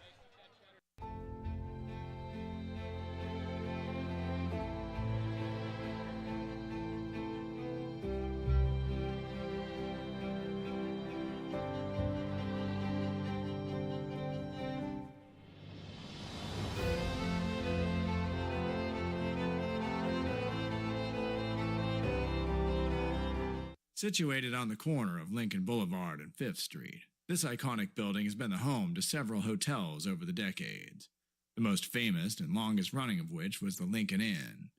Having undergone several renovations and architectural changes, this building is the current home of Old Town Pizza, which boasts not 1 but 2 floors for your dining enjoyment, including open-air seating on the roof. Stop in for a slice today. Or stop by the Lincoln Museum to see the 300-pound cash register that used to adorn the front desk of the Lincoln Inn. For more great history, visit the Lincoln Area Archives Museum and, by appointment only, take their free walking tour of historic downtown Lincoln. Bottom of the fourth inning, first of 4 straight home games for the Potters. They are taking on the West Coast Kings in a Pacific Empire League matchup. They lead at 7-0. J.R. Freethy, Peyton Brennan, and Jacob Doyle will be the first 3 hitters off the third pitcher for the Kings. That is Ben Brown, the right-hander out of Folsom Lake College. He came on and got a couple of flyouts and a strikeout to end the third inning. So Ben will take on the 2, 3, and 4 hitters in the Potters lineup. Potters back home tomorrow against the California Tigers, opening a 3-game weekend series against the Tigers. All 3 games, a reminder, starting at 7:35. No fireworks on Saturday. That will be rescheduled later in the season due to the late start time. So that's the way it sets up for the remainder of this week. Then next week, it's not very many chances to see your Potters. Tuesday and Thursday, both of those games against the rival, the Healdsburg Prune Packers. So they're going to be excellent affairs. The teams have met once this year. That was last night in Healdsburg, and the Prune Packers walked off the Potters 8-7. And again, the Potters had the lead in the 7th inning. So it will be a very, very competitive pair of affairs against the Healdsburg Prune Packers, and the Potters try to close the ground between them and the Prune Packers in the Pacific Empire League. But more importantly for the Potters, they got to take care of business tonight against league rival the West Coast Kings. And here's J.R. Freethy, who's walked and been hit by a pitch. So far in this one, he has scored twice. Out of the University of Reno, University of Nevada in Reno, and out of Rockland, California, it's J.R. Freethy.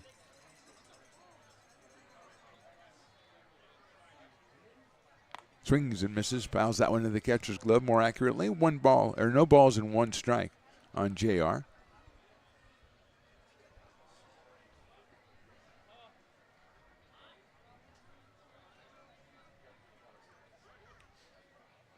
Takes that one outside, 1 ball and 1 strike. Again, another great parade today, Lincoln 4th of July parade. Thanks to everybody who came out there and checked it out. Hanging out at 6th and F Street was my spot. There's a strike. My buddy Joey, Professor Rockola with Willie Preston and Joey. And I was hanging out with Joey today. Tremendous time. Tremendous young man.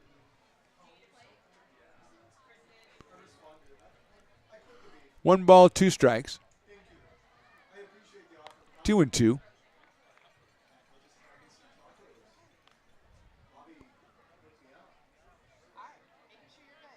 2 balls, 2 strikes, starting off the bottom of the 4th inning. Potters with 3 in the first and 4 in the third to back up Anthony Martinez, who's been very good through the first 4 innings. 2-2 pitch high and outside, 3-2.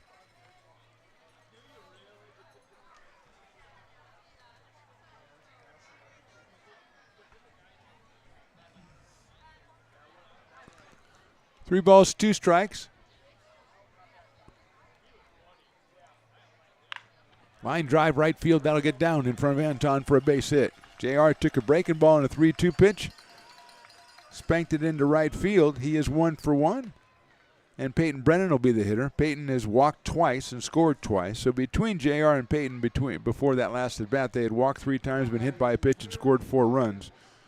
Not really what you think your second and third hitters are going to do, but, I'll take the results. And here's Peyton. 379 on the season with a pair of home runs for the left-handed hitting left fielder tonight out of Rockland, California, and UCLA. JR a threat to go. He does not, and the pitch is high. 1-0. Turned into a pretty pleasant night for baseball. It's still kind of warm out here, but the fans underneath the covered stands, they're pretty cool with it. And then down the left field line, the grassy knoll, they got pop-ups and umbrellas and all kinds of things down there. Throw to first base, and JR is back in. 1-0 on Peyton. JR with a decent lead at first, not big. He stays put, and the pitch is outside. 2-0. Jacob Doyle to follow Peyton Brennan.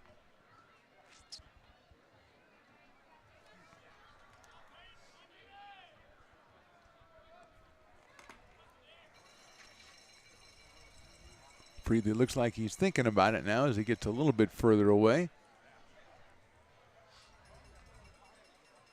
Does not go, and the pitch is sign outside.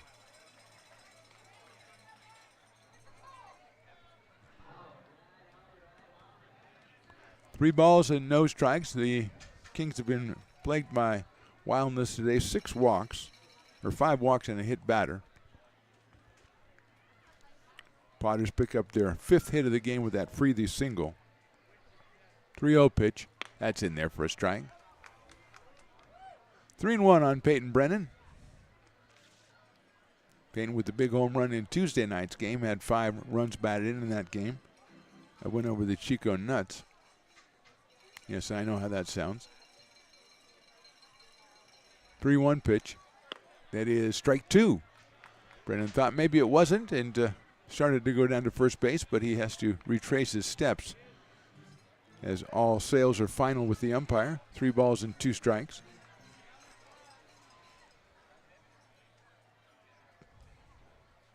Breathe. I would be surprised if Jared doesn't take off on the 3-2 pitch. He doesn't, and it's ball 4. 3rd walk for Peyton Brennan tonight. 6th issued by the Kings pitchers. And that'll bring up Jacob Doyle, who's popped out and singled. Picked up an RBI back in the 3rd inning, his 21st of the season, as his walk-up song, Rooster by Alice in Chains, reverberates through the sold-out stadium here. I told you, Raleigh the engineer, the shaved ice is, they may run out of ice again, just like that other day. Because they're just making them too big. Look at that. That's a mammoth size shaved ice. Mammoth. Doyle takes in there for a strike on the inside corner at 85 from Brown, 0-1.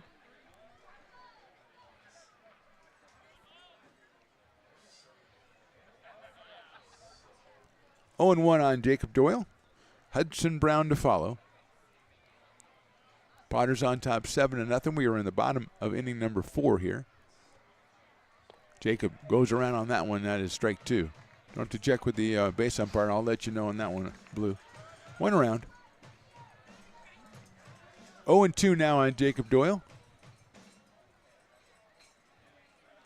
I like those misters they got down there in the front row, rather than the engineer. That's good thinking. It's good engineering down there. Did you do that? Are you involved in that? Probably came to you for ideas, and that's what you gave him. Well done. Doyle takes outside. That's going to get away, and everybody will move up. A wild pitch allows Freely to go to 3rd, Brennan to go to 2nd, and Doyle now with a 1 ball and 2 strike count.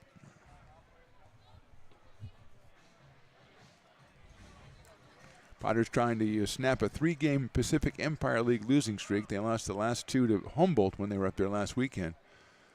Both of those, I believe both were in extra innings, and then lost last night to Healdsburg in the bottom of the 9th.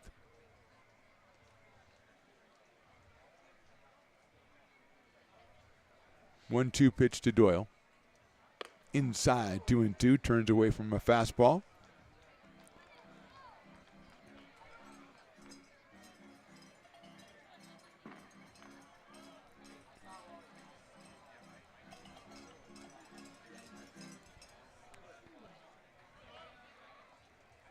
Evan Gentile behind the plate, giving the signs to Ben Brown. He's ready to go, 2-2. Check swing, call, strike 3. And Doyle is out on strikes. First strikeout, or second strikeout for Ben Brown. And that'll bring up Hudson Brown with runners at 2nd and 3rd. Doyle takes the slow walk on a close pitch out there at for strike 3. Hudson Brown a 3-run double in the 1st inning, and then he has a walk and he scored a run. So he's driven in 3. He's scored 1. And he is 1 for 1. He's got Freely at 3rd, Brennan at 2nd. Hudson takes a fastball on the outside corner for a strike.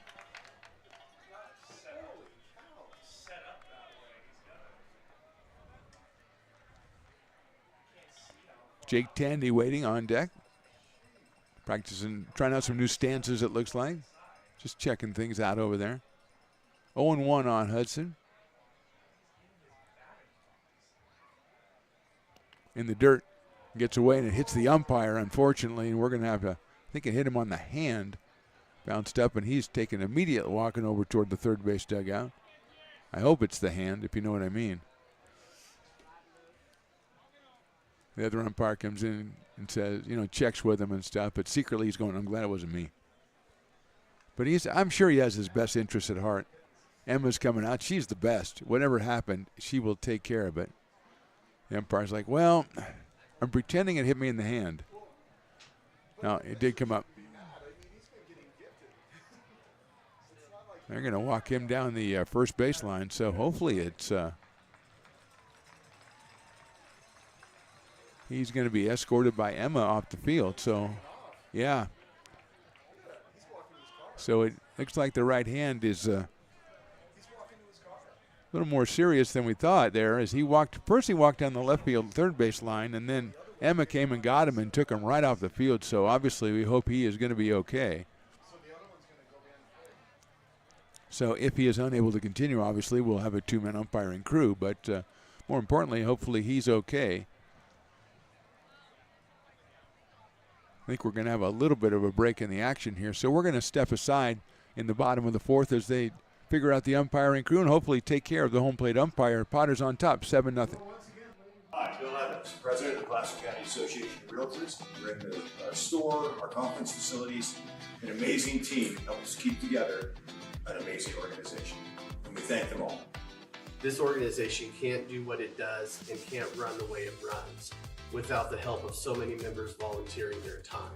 The success of the Placer County Association of Realtors is largely dependent on our active volunteer members to help our organization and industry. The work of our committees greatly impacts our ability to champion efforts across the board and giving back to the Placer County community wherever we can. Like all service organizations, I wanted to serve. And getting involved with the affiliate committee was the perfect way to do that. I love being able to serve my community with my business friends and other leaders and give back to those who are in need. The thing I love about the PCAR committees is they all work toward the same goal of bringing the community together to support those in need in our surrounding area. I instantly came to the meeting and had a wonderful time, felt like I was a part of something bigger, and it was just the start of my leadership journey. I'm Bill Spear, North Valley President of 5 Star Bank. In a time when business can feel so uncertain, we're here for you every step of the way. I know they have a lot of bells and whistles within their bank, but just the relationship piece here locally on the business side is huge for us. 5 Star treats us like we're number one. They're right there with suggestions, with help. So I have to bank with people that have our mission in mind. We're 5 Star Bank. How can we help you?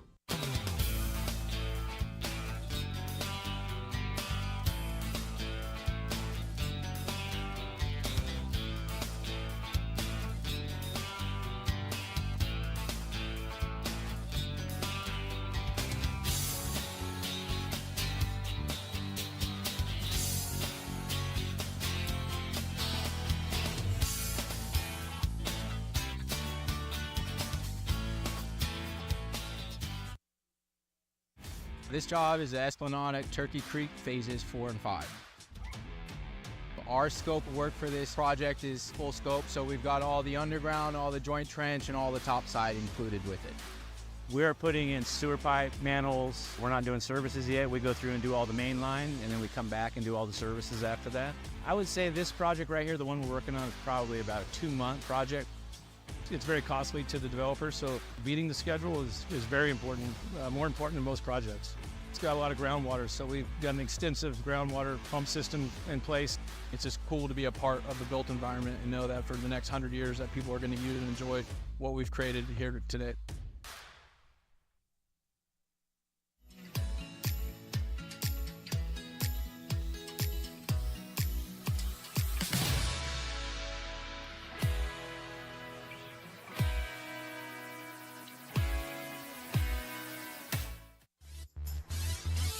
Checking back in here, bottom of the fourth at McBean Stadium. Potters on top, 7-0. We had a situation where an errant pitch hit the umpire. We think it hit him in the hand, and he was immediately reacted to it, walked down the third base line, and Emma, the trainer, came out, took one look at it, and she just started to lead him off the field. So hopefully, obviously, number one priority, hopefully he's okay. Secondly, they've got to figure out if they're going to go ahead and go with a 2 umpiring crew. And if they are, then one of the base umpires has to get the home plate umpire equipment and stuff on so that they can come out and take over.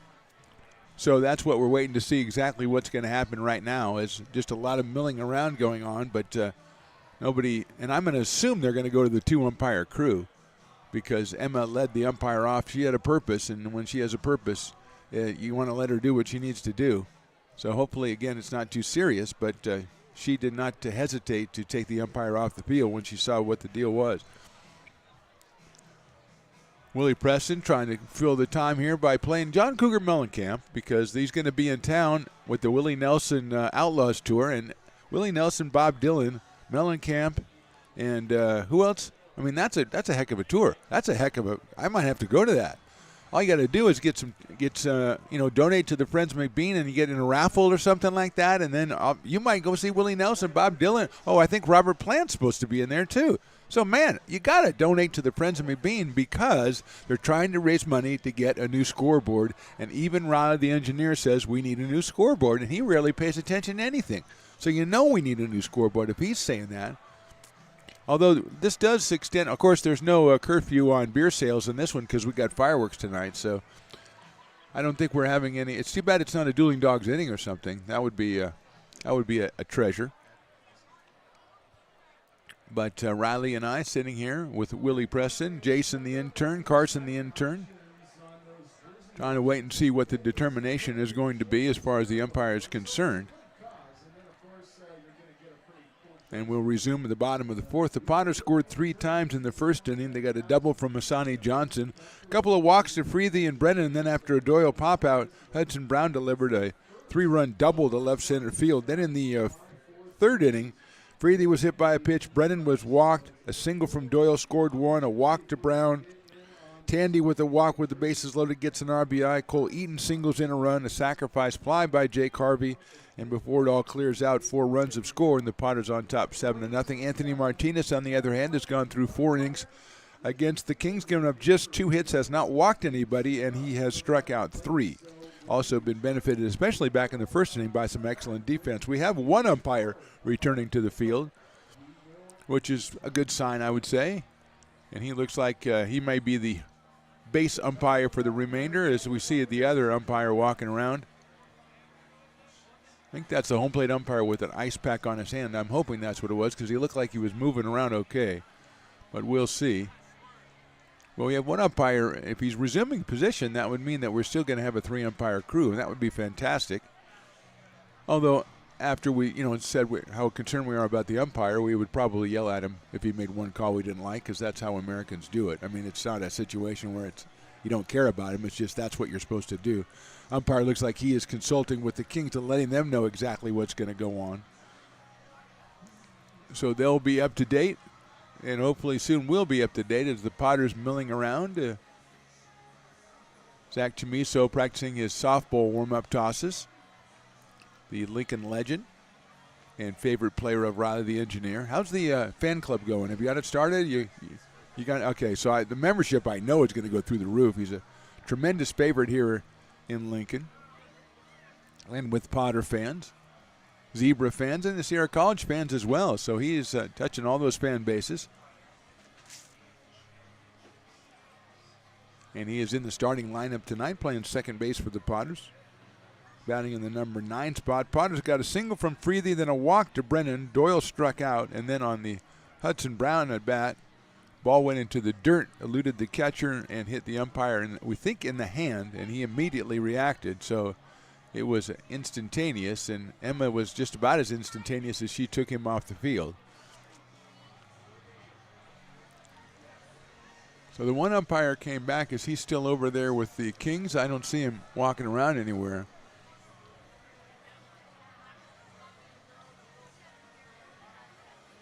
Potters lead at 7-0.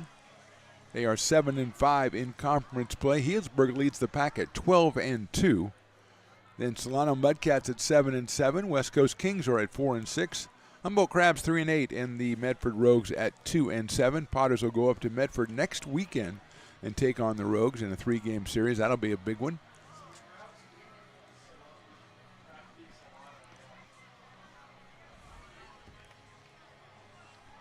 see if we check the scoreboard, the scoreboard for the PEL there, Riley. I think you've got some buttons that'll help us do that. I was going to look up. There we go. So we've got Healdsburg and the AE Express are tied at 6. Oh, Humboldt Crabs with a win. They got a win over the Solano Mudcats. Congratulations to the Crabs. Tough to go up there and play in Humboldt, and the Crabs have now won 3 straight up there, I think, as they beat the Mudcats 5-1. So give the Crabs 4 wins on the season. Mudcats dropped to 7 and 8. So that is your scoreboard. Potters, of course, on top in this one, 7-0. Riley, great job getting that scoreboard up. I know your dad will take credit for it, setting it all up, but you did the work, so don't let him take credit for it. So I don't see any umpires, so I'm inclined to say let's take another minute, Riley, and we'll come back, and hopefully we'll have a further information for you. We are in the bottom of the 4th inning here at McBean, and the Potters with the lead.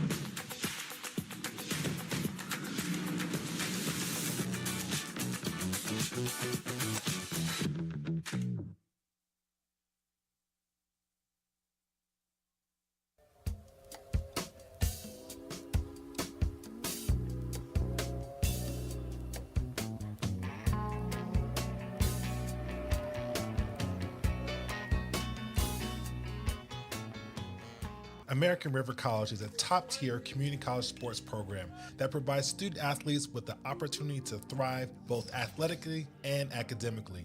ARC Athletics is currently ranked 5th in the state and 2nd in Northern California.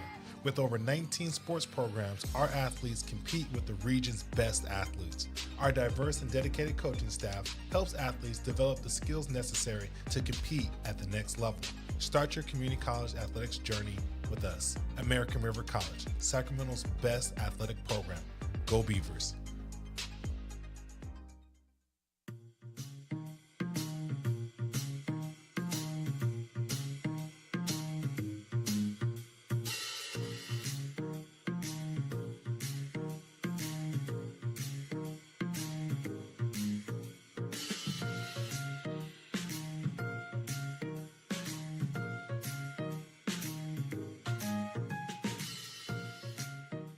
When it comes to your home's maintenance and repairs, Jeffers Resource Group has you covered. Our handyman services offer a comprehensive range of expertise, from minor carpentry to drywall, electrical and flooring for property managers, landlords, and renters alike. We ensure that every job is completed to the highest standards, so you can have peace of mind. Contact us today to discover how Jeffers Resource Group can help keep your home in top shape.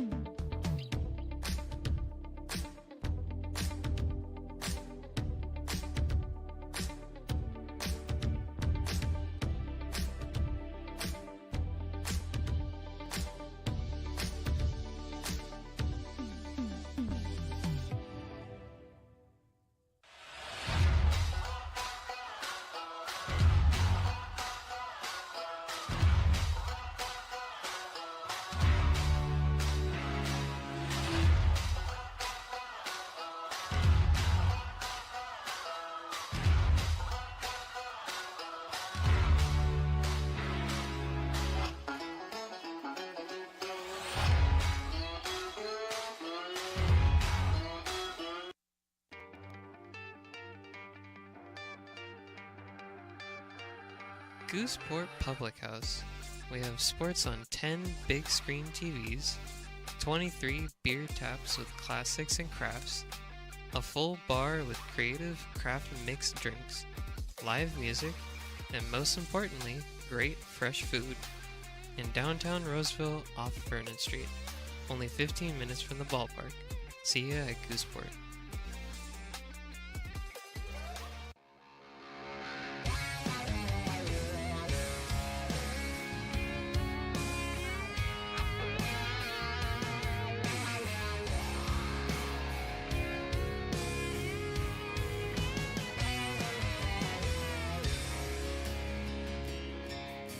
Old man knocked on my front door with my teenage boy and a couple more from up the road.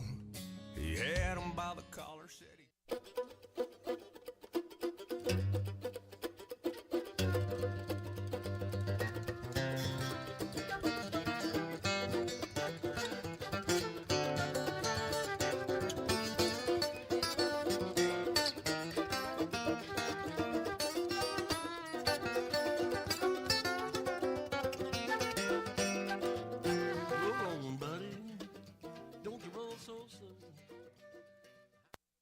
Being a laborer means everything.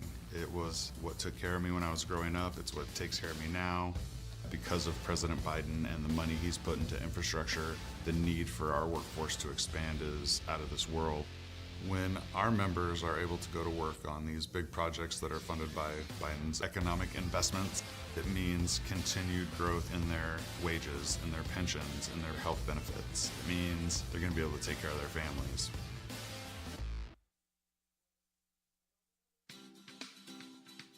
Astro Air Design Incorporated, where you feel the difference. We are a locally owned and operated heating, air conditioning, and custom sheet metal company committed to the highest quality of craftsmanship at a competitive price. Our trained and certified technicians have the knowledge and experience required to install, maintain, or repair your home comfort solutions. Our upfront pricing gives you the peace of mind because you know your price is locked in. Call Astro Air Design Incorporated today. Here in Michigan, we do more than just survive the winter. We thrive during it. You simply can't keep us away from what we love most: great times and amazing beer. The snow transforms the landscape and lays the path for adventures yet to be had. Trails ready to be explored, and freshly groomed hills ready for the first run of the day. And later, as the sun descends, it's time to unwind with great conversation and even better friends. Experience a taste of Michigan winter with Founders Brewing Company, born and brewed in Michigan.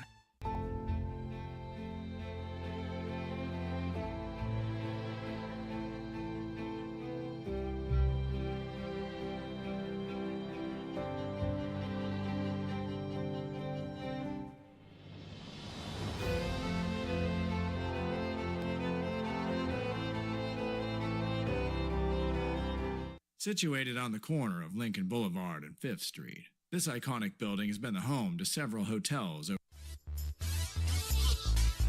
And welcome back to McBean Stadium. We finally do have some clarity here. We will go with a two-umpire crew. As we can find out the status of the other umpire, we will let you know. I thought I saw him walking down to the clubhouse area, and Emma was out on the field talking to other people, so I think that they've got that under control. Hudson Brown will be our hitter. He's got a count of 1 ball and 1 strike. We've got Freethy at third. We've got Brennan at second. We've got 1 out. And Brown, who has already doubled in 3 runs and walked and scored tonight, will be the hitter. They're going to give Ben Brown a couple of pitches to loosen up after he's had to sit around for 20 minutes and let him get back into the fold as Nolan Thebe goes out to chat with the umpires. He's always the guy we send out as our ambassador to chat with the umpires, get on their good side, inquire obviously about the third guy. Hopefully, again, he's all right. I thought I saw somebody walking into the clubhouse with ice pack on the back of their hand, so that would seem to fit the bill. And he seemed to be moving okay. As Brown is going to conclude his warm-up tosses. And after a little bit of a delay, we are back. Now, if we do something to this umpire, I don't think we can continue, Riley the engineer. I think down to 1 might be too tough.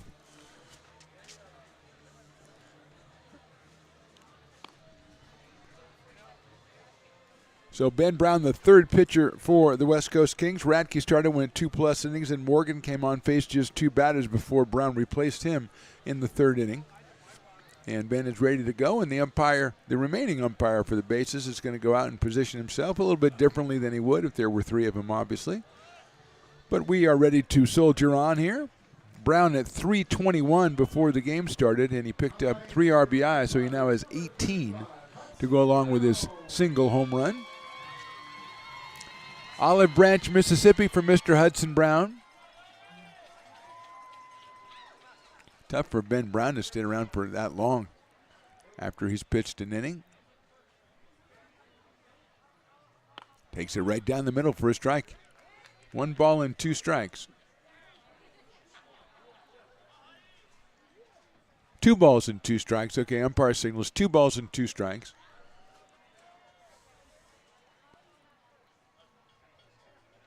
Brown pitching to Brown.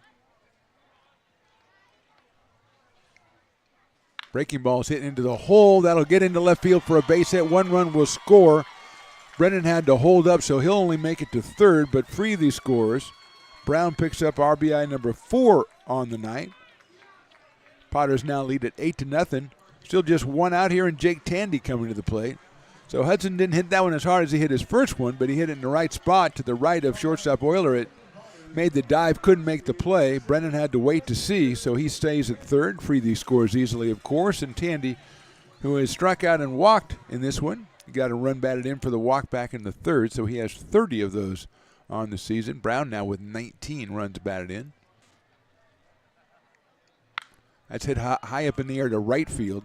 Anton has it in medium deep right field. The Tacky's running in on the catch, and the throw, he's going to bluff at 3rd, and they almost could throw behind him as Peyton dives back in head first. So ended up that got knocked down a little bit at the end, and Anton was in a pretty good position to throw. It was cut off by Lizzle, the first baseman, but Brendan making the right call. He goes back to 3rd, and here's Cole Eaton. Cole's grounded to short and singled in a run, so he is 1 for 2 with an RBI, his 21st of the season.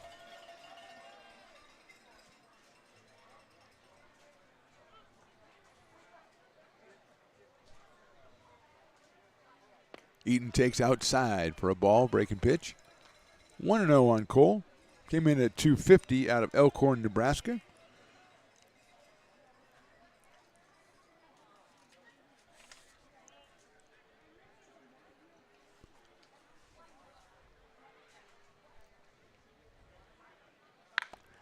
There's a looper into left center field. That'll drop for a base hit. Scoring is Brennan. The throw to 3rd, and I think Brown might have got in there underneath it. No, he is out at 3rd base. So it's an RBI single for Eaton. Brown is thrown out at 3rd. The Potters scored twice. In a very long bottom of the 4th, we go to the 5th. Potters on top 9-0. Hi, Bill Evans, president of the Placer County Association of Realtors. We're in the store, our conference facilities, an amazing team help us keep together an amazing organization, and we thank them all. This organization can't do what it does and can't run the way it runs without the help of so many members volunteering their time.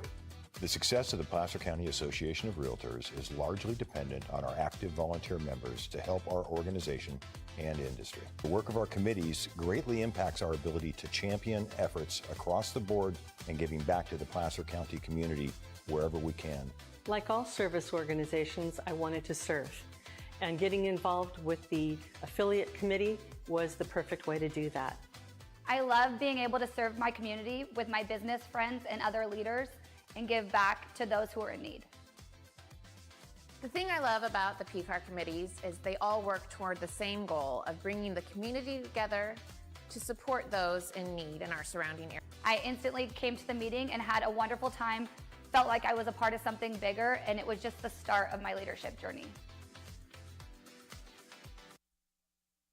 I'm Bill Spear, North Valley president of 5 Star Bank. In a time when business can feel so uncertain, we're here for you every step of the way.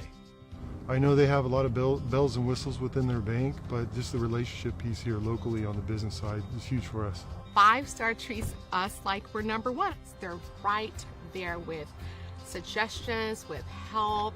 So I have to bank with people that have our mission in mind. We're 5 Star Bank. How can we help you?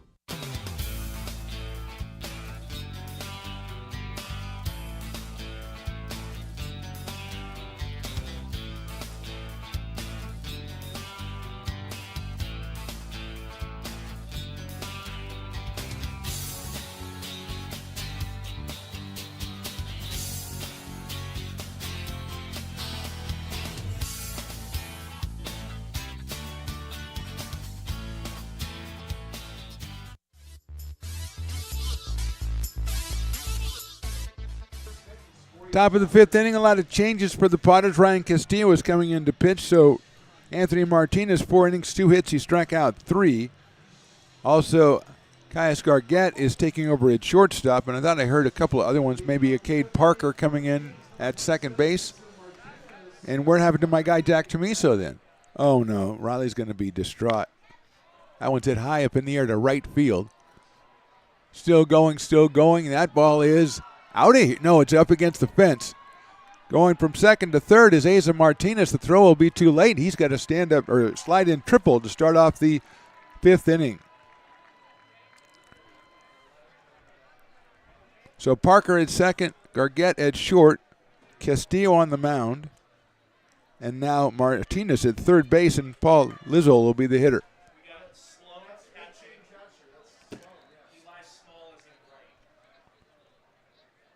Eli Small takes over in right field. Andrew Sloan is now behind the plate.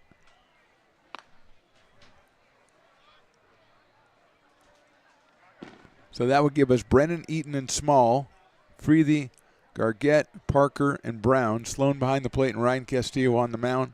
And Paul Lazul at the plate. He lines it down the right field line. That's probably going to go foul, and it does. Lazul grounded out in the first, or excuse me, struck out in the second inning, so he is 0 for 1.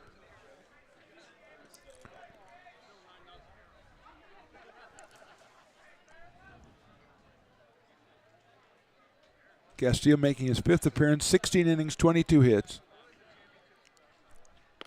That one is in there for a strike. 16 strikeouts and 8 walks, and he is 0 for 1 on the 0-1 on the season.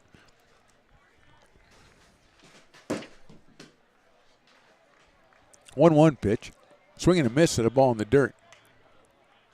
They're going to throw it down, so it was a 1-2 pitch, and Lozola's just struck out, and he is the dueling dogs batter, and he struck out.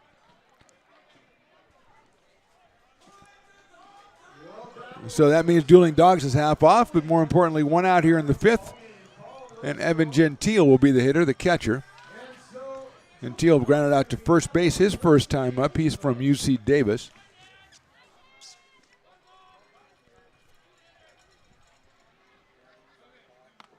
Inside for a ball. So Anthony Martinez making a strong bid for win number 4 with 4 innings pitched, just 2 hits and struck out 3. Did not walk a batter.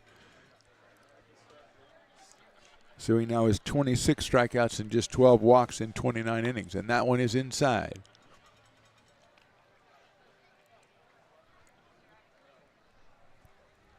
Two balls and no strikes on Gentile. Sammy Rivas, the second baseman, number 9 hitter on deck.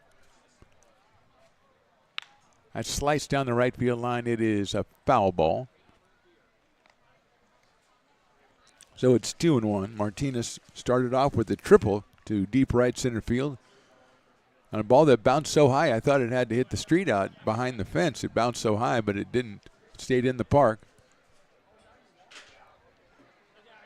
Check swing did not go.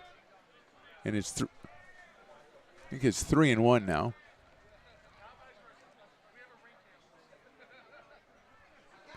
Great crowd out here for fireworks after the game and to see the Potters. 3 balls and 1 strike. First time we've heard the cowbells that well. Inside, ball 4. So Castillo got it up to 92 but couldn't get it in the strike zone. And first and third, 1 out, and Sammy Rivas, who struck out looking back in the 3rd inning, is scheduled to be the hitter. Yep, that's Sammy. Has a couple of good defensive plays to his credit early in this one. But he is 0 for 1 at the plate, 0.77 on the season. Out of San Joaquin Delta College, the Mustangs. Nice looking breaking ball, but it misses 1-0.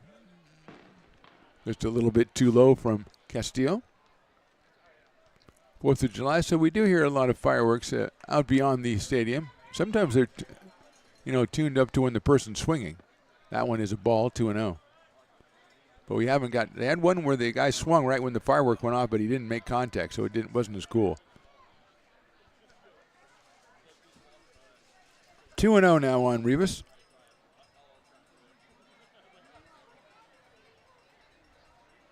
That's a fastball and misses high, 3-0. Potters on top, 9-0. 3 in the first, 4 in the third, and 2 in the fourth.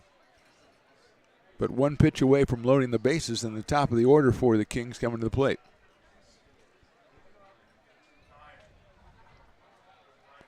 Throw over to first base, and the runner is back easily.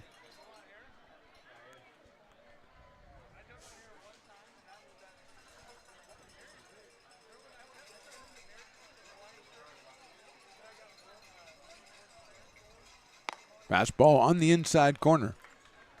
Up there at 89 for Ryan Castillo from Los Lunas, New Mexico, and the University of New Mexico. 6'2" Ryan Castillo. 3 balls and 1 strike now. Ball 4. So that loads the bases with just 1 out, and Cody Antone, the right fielder, coming to the plate. He's fly deep to center and singled. So he is 1 for 2 in this one, as the Potters are going to get together, or at least catcher Andrew Sloan's going to get together with Ryan Castillo out on the hill. As Piper comes by with the Super Soaker again. He was like low-key in it, and now he comes out and shoots unsuspecting people. Antone out of William Jessup University. 250 coming in with an RBI. He's got 3 Kings on the bags and just 1 out here in the 5th. Inside for a ball, 1-0. Potters are loosening up people, but I don't think anybody is throwing down in the bullpen. This game's still really early, top of the 5th inning.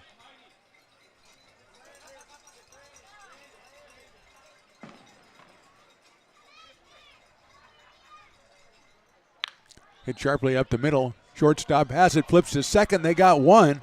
That's a really nice play out there by Gargett to save that ball from going into center field. Flips it to second base, gets the force. Although he's not going anywhere.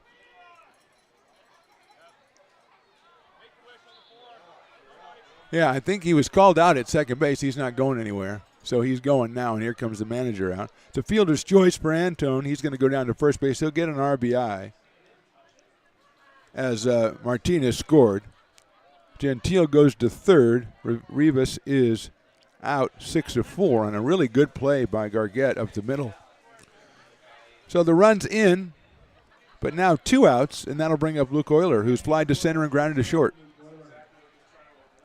Luke, 235 in league play so far with a pair of runs batted in, left-handed hitting shortstop. Grounded to short on a hard shot in the first and then flied to center in the third. That's a good fastball from Ryan Castillo. 0-1. A triple, a walk, fielder's choice, and a run is in for the Kings here in the top of the 5th. That one's hit well to right center field. Smalls after it, he's not going to get it. That'll go all the way to the fence. Here comes 1 run. The second one is rounding third. He will score. Going to third. The throw's going to be made to third base. The tag, and he is out at third base. So it is a 2-run double for Euler. He is thrown out at third base. 3 runs in all for the Kings in the 5th. We go to the bottom of the 5th. It's a little closer now at 9-3. This job is the Esplanade at Turkey Creek phases 4 and 5. Our scope of work for this project is full scope, so we've got all the underground, all the joint trench, and all the topside included with it. We're putting in sewer pipe, manholes. We're not doing services yet. We go through and do all the main line, and then we come back and do all the services after that. I would say this project right here, the one we're working on, is probably about a 2-month project. It's very costly to the developer, so beating the schedule is very important, more important than most projects. It's got a lot of groundwater, so we've got an extensive groundwater pump system in place. It's just cool to be a part of the built environment and know that for the next 100 years that people are going to use and enjoy what we've created here today.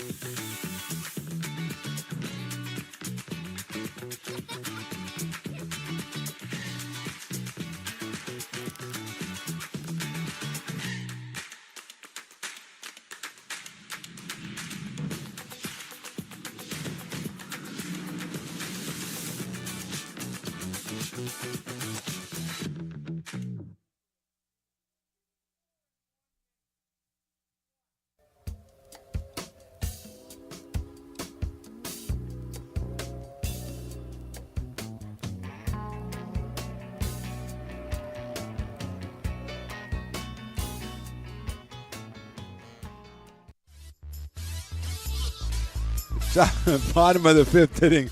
Potters lead at 9-3. Euler with the 2-run double thrown out, trying to stretch it to a triple. So we'll go to the bottom of the fifth inning, and it'll be Andrew Sloan, who came on for Harvey in the top of the inning. Then Cade Parker, who came on for Chamiso, and then Caius Gargett, who came on for Johnson. So 3 substitutes here in the bottom of the fifth inning with their first at-bats, and Sloan swings and misses. Harvey was 0 for 1 with an RBI sacrifice fly while he was in there. And so here's Andrew Sloan out of Carmichael, California, I think. Breaking balls lined into left field for a base hit. So Brown put that one where he didn't want to, and Andrew Sloan loved it. That is the 7th, make that 8th hit for the Potters. And that'll bring up Cade Parker, who came on for Zach Chamiso, who was 0 for 2 while he was in there with a ground out and a long fly out. Cade out of Panama City Beach, Florida, and Georgia Southern University has a trio of home runs this year. It's like Xavier Maldonado loosening up in the Kings bullpen. Thank you, Riley the engineer, for the info. Appreciate it. Outside on Parker. 1 ball and no strikes on Cade.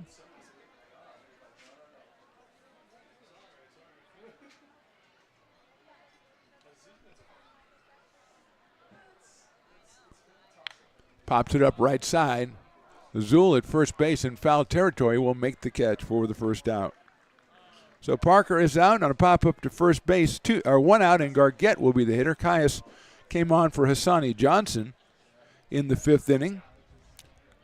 Made an excellent defensive play. He is 1 for 2 with 3 runs scored as a Potter. 2 runs batted in and 3 walks. So very eventful, and I think we're going to have a pitching change. And I think we will see Mr. Maldonado, but we'll be back with that information right after this short break. Bottom of the 5th, Potters on top. American River College is a top-tier community college sports program that provides student athletes with the opportunity to thrive both athletically and academically. ARC Athletics is currently ranked 5th in the state and 2nd in Northern California. With over 19 sports programs, our athletes compete with the region's best athletes. Our diverse and dedicated coaching staff helps athletes develop the skills necessary to compete at the next level. Start your community college athletics journey with us. American River College, Sacramento's best athletic program. Go Beavers.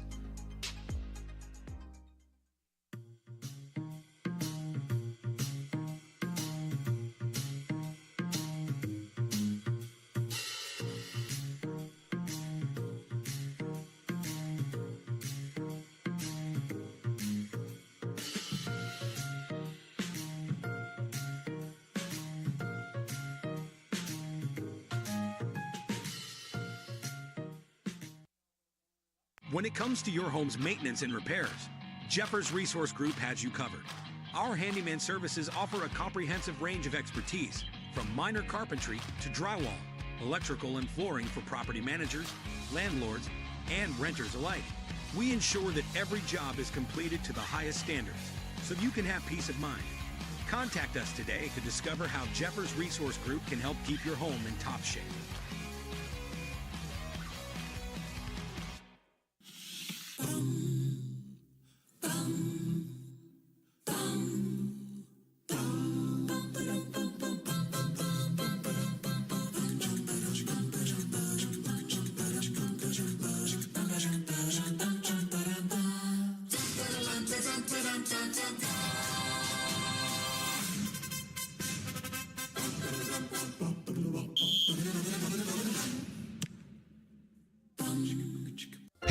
Fans want to keep restoring and renovating historic McBean Stadium? Now you can become a member of Friends of McBean. Annual membership start at $50. Get a 4th of July Potters t-shirt and 4 Potters tickets. Become a member now at friendsofmcbean.org.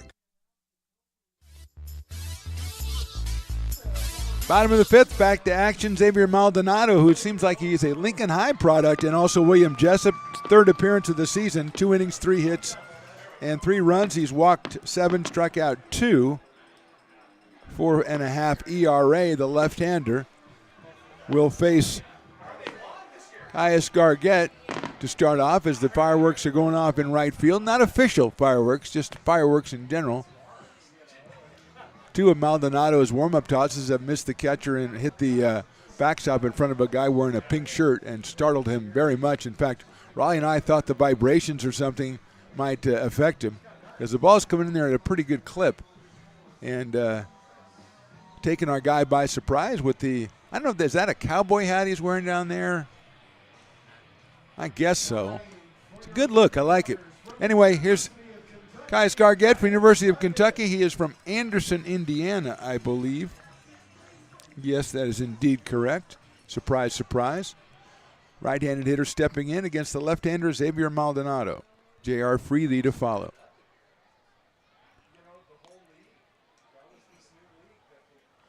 Goes over to first base.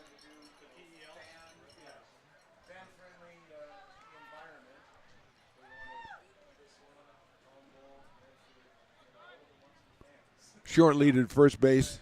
That is Andrew Sloan over there. Bunt pulled it back, and it's a strike. 0-1. Maldonado with some fans here as he is a Lincoln High product. Jason had to tell us that. That's why Jason, he has moved up to number 3 in the rankings, and I think he has done some really interesting things tonight, Riley. That one is in there for a strike. He went and got some information that I needed about the stats. He was taking photographs on the field before the game and got so overheated he had to come upstairs and kind of half disrobe, which is not always a good thing. But he made it work, and then he comes back with some info on Maldonado. So he's making a push to get in the top 2, but, man, it is tough to get in that top 2. Carson and Lauren, it is tough to break up that one.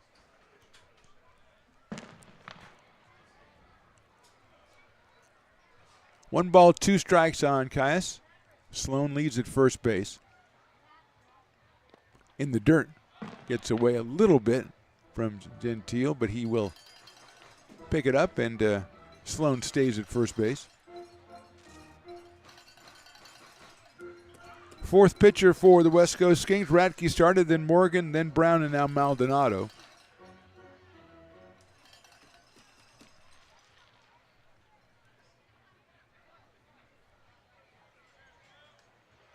There goes the runner. The pitch is inside, and he will be in second base standing up.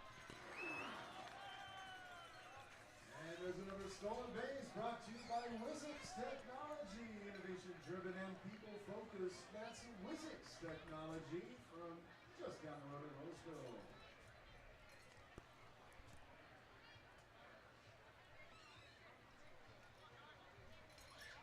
3-2 pitch coming up. Ball 4.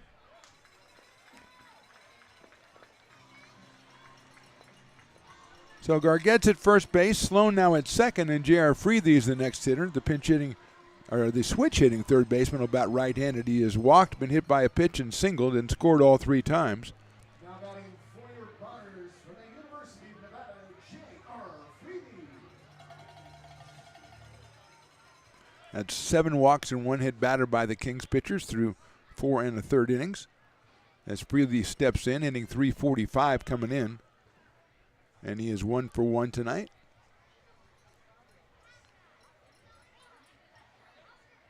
Bat fastball's in there for a strike. 0-1. Peyton Brennan to follow. Potters leading at 9-3. They had 3 in the first, 4 in the third, and 2 in the fourth. And the Kings came back with 3 in the top of the 5th. That's popped up. It is going to get out of play over to our right, over by the Brick and Barrel backyard, which is doing good business tonight, Rod the engineer. It's good to see on the 4th of July that good American businesses like hot dog stands and taquerias and beer stands can do good business in a fine environment like this with a capacity crowd and much going on the field and off. Scoreboard is now off. There it is high for a ball. I just had a guy in the between innings come in there and ask me. I don't know if he was kidding or if he was serious, but he wanted me to tell him why the scoreboard had 3 runs and then 4 runs and then 1 run, but it said 9. And I didn't know how to approach that, Raleigh the engineer, and you were no help at all. I tried to play it off, and I tried to play it serious, and I went back to the first way, and nothing seemed to work for me. Fouled off by Freethy. It's 1-2 on JR out of Rockland, California. Home run and 7 runs batted in.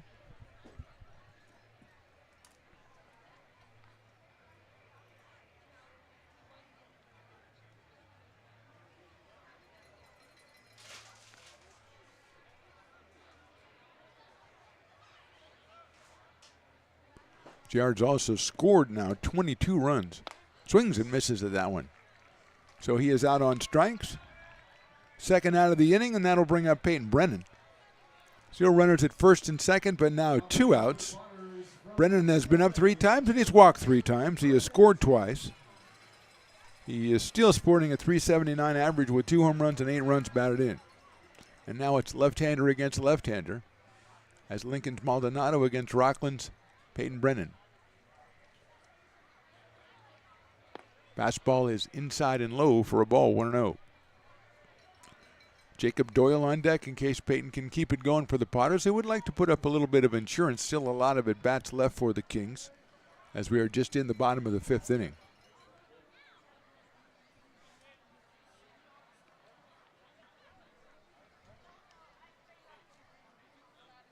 Hits that into left center field. Giving chase. It doesn't matter who's giving chase. That ball is out of here. A home run by Peyton Brennan. Wow, that one carried a long way. I thought it was headed for the gap in left center field. Brennan hits it opposite field, a home run. 3-run score for the Potters, and they now make the lead 12-3.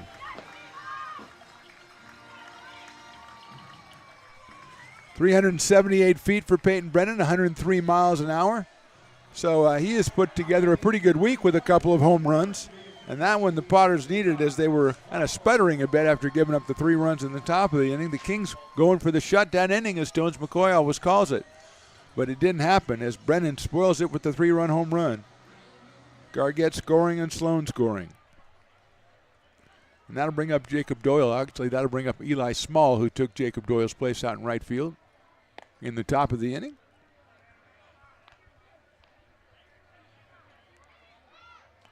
Jacob was 1 for 3 and drove in a run and scored a run while he was in there. Picked up RBI number 21. Eli fouls that one off, so he's quickly in the hole, 0-2. Eli Small out of Elkhorn, Nebraska, and the University of Kentucky.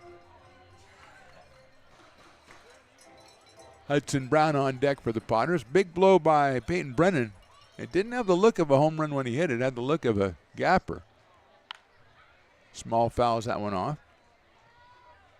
But I guess when you run after it and you're an outfielder and you can't get it to it because it's over the fence, I guess that makes it a home run.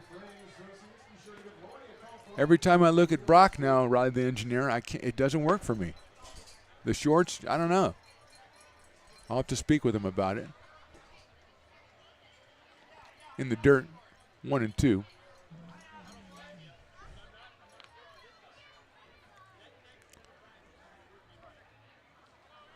Potters now with 9 hits in the game.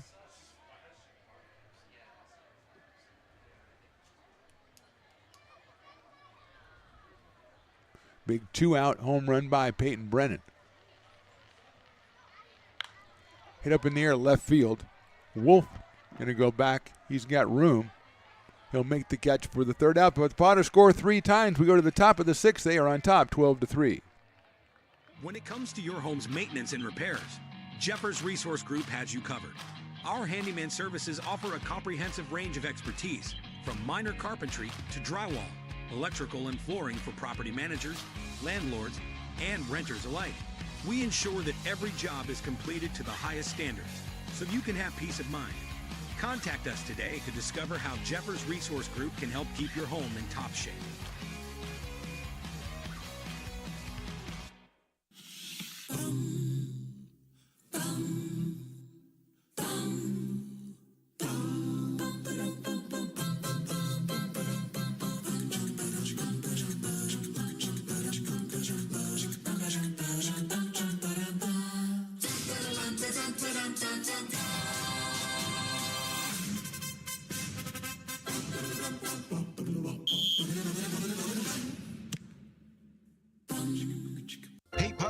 homes want to keep restoring and renovating historic McBean Stadium? Now you can become a member of Friends of McBean. Annual membership start at $50. Get a 4th of July Potters t-shirt and 4 Potters tickets. Become a member now at friendsofmcbean.org.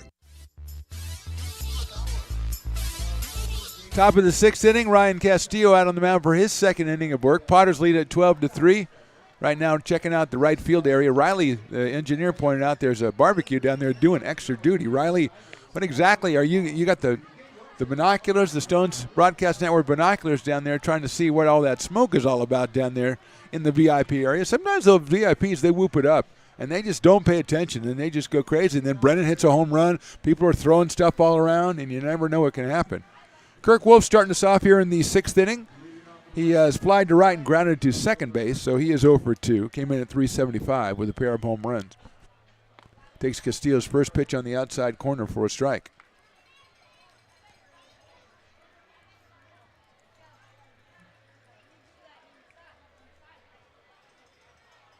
That one's chopped at the plate, so it's quickly 0-2 on Kirk Wolf.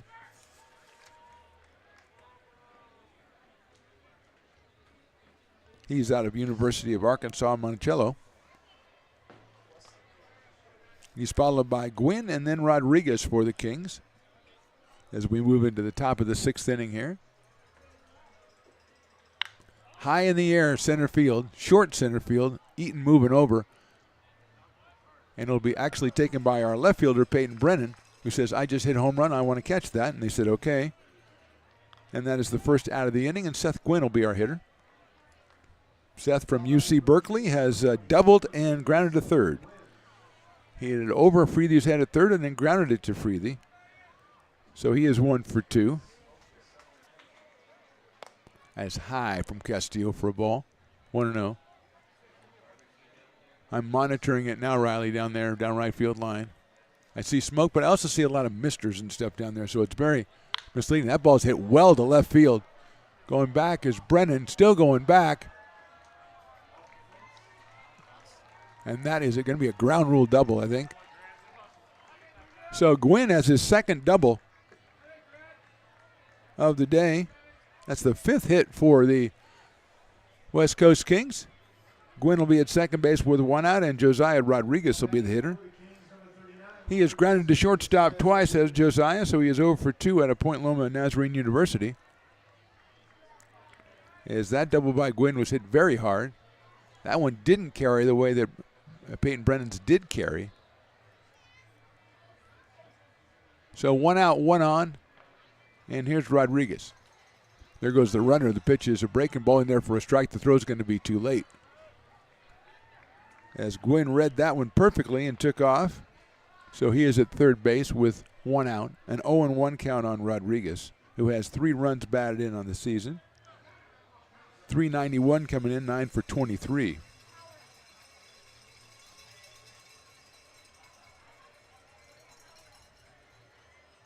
Swing and a miss. That breaking ball had him fooled, so it's 0-2.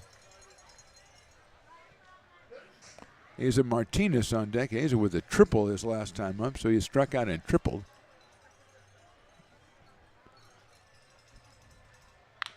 Ground ball down to third base. The run will score. Picked up by Freethy over to first for the out. It's an RBI, but it's an out. As Gwynn comes in for the 4th run in the game for the Kings. 2 outs here in the 6th, and Asa Martinez is the hitter, the DH. Struck out in the 2nd and then hit that triple to start off the 5th inning. So that was the Farmers' 5th inning. He was the first batter, and so they didn't get Farmers half off. I didn't even realize that. So much going on. We were making so many substitutions. Swings and misses at that one in the dirt.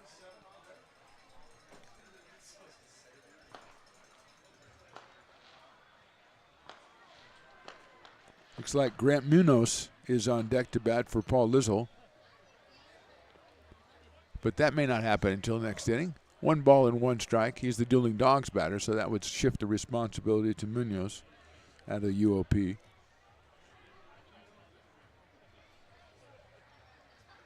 Check swing and is down low for a ball, 2-1. Or 1-1.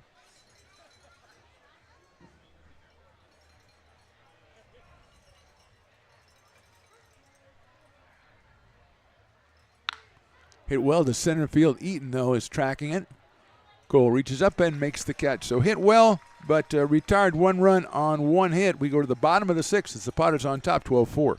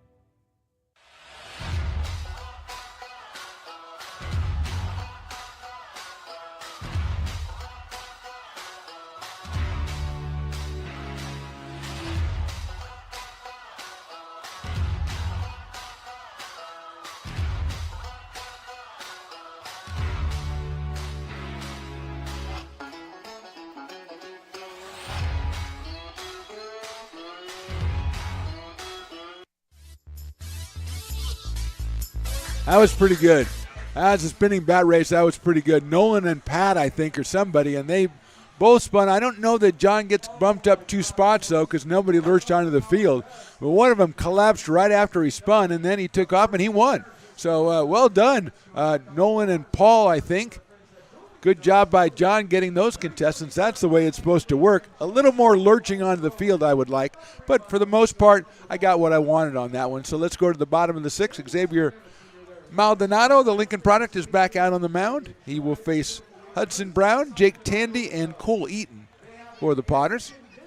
12-4 in favor of Lincoln as the last warm-up toss sails high. Now they're going to try another one.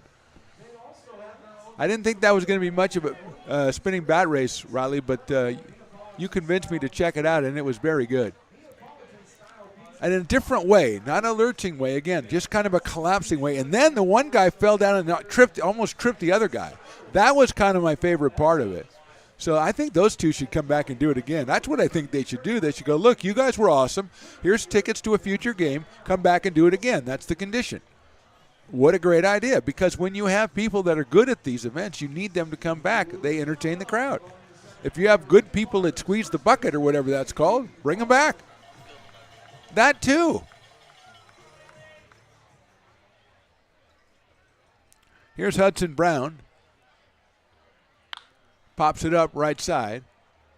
Going out the second baseman, coming in the right fielder. He's going to call him off, and I don't know, did he make the catch? No, he didn't. Anton came in from right field and called off the second baseman, but the ball falls without being touched, so Brown's going to pick him up himself another single. He is now 3 for 3, and that'll bring up Jake Tandy.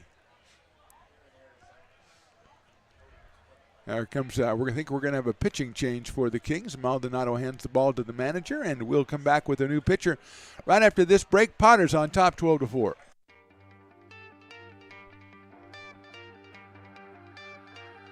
Gooseport Public House. We have sports on 10 big screen TVs, 23 beer taps with classics and crafts, a full bar with creative craft mixed drinks, live music, and most importantly, great fresh food. In downtown Roseville off Vernon Street. Only 15 minutes from the ballpark. See ya at Gooseport.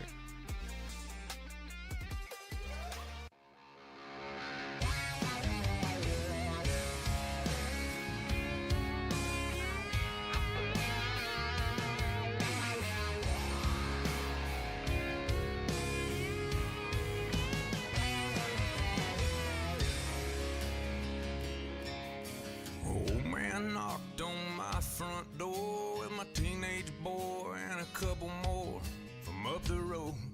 He had them by the collar, said he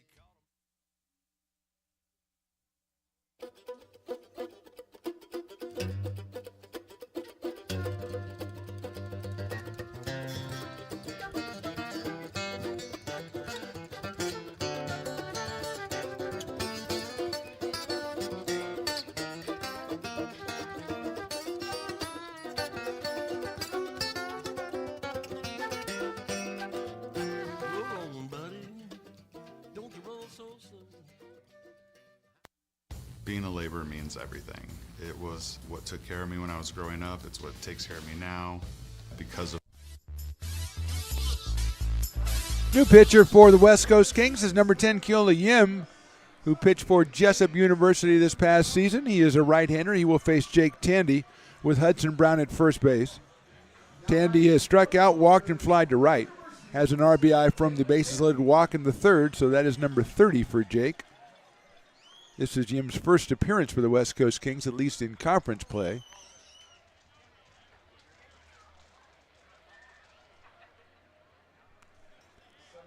Looks like that is Grant Munoz, who's taken over at first base for Lazul. Tyler Antoine on deck. There's a pitch outside.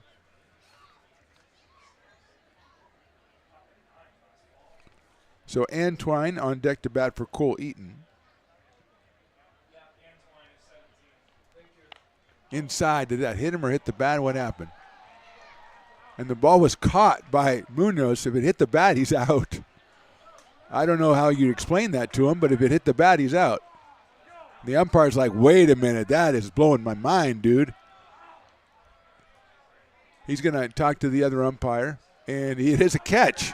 I don't know if that's the replay of the century, Rod the engineer. I think it went off the knob of the bat, went up in the air. And what a play at first base by Munoz, who just came in the game and was holding the bag and made a tremendous catch right there for the out. Here's Tyler Antoine batting for Cole Eaton. So Cole will retire with 2 out of 3 today and a couple of RBI too. So brings Cole's numbers up to 22 on the season. Antoine had a couple of doubles the other night. He is hitting at 154. 3 runs batted in for Tyler. Swings and misses at that fastball. He's out of Somas, California, and headed to Fresno State University. Andrew Sloan to follow. Potter's up 12-4. We're in the bottom of the 6th. And now going to be a little bit of a conversation between Gentile behind the plate and the new pitcher Keola Yim, which is a short one, thankfully. Potter's trying to get their 8th win of the season in PEL play. I believe their 25th of the season overall. Fastball on the corner for a strike. 0-2 on Tyler.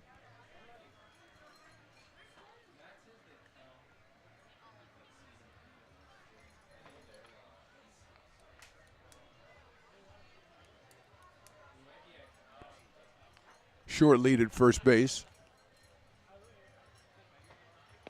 That one is a ball, 1-2. Hudson Brown, the runner at first. He had the bloop single to open up the inning.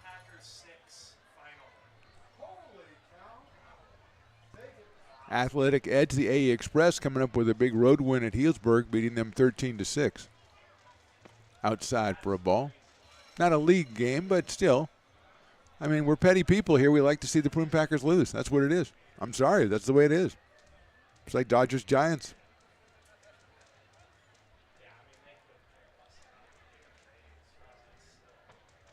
Yim checks Brown over at first base. Comes to the plate. Outside.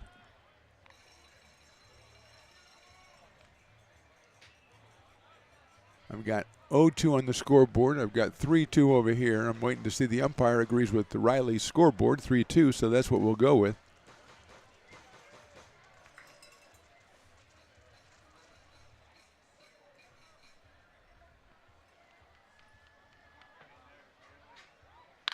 Ground ball second base. Short for 1, over to first. That's a double play, and they're out of the inning. 4-6-3. Rivas, Euler, and Munoz. So Potters get a hit, but nothing more in the 6th. We go to the top of the 7th. They're on top, 12-4. Astro Air Design Incorporated, where you feel the difference. We are a locally owned and operated heating, air conditioning, and custom sheet metal company committed to the highest quality of craftsmanship at a competitive price. Our trained and certified technicians have the knowledge and experience required to install, maintain, or repair your home comfort solutions. Our upfront pricing gives you the peace of mind because you know your price is locked in. Call Astro Air Design Incorporated today. Here in Michigan, we do more than just survive the winter. We thrive during it. You simply can't keep us away from what we love most: great times and amazing beer. The snow transforms the landscape and lays the path for adventures yet to be had. Trails ready to be explored, and freshly groomed hills ready for the first run of the day.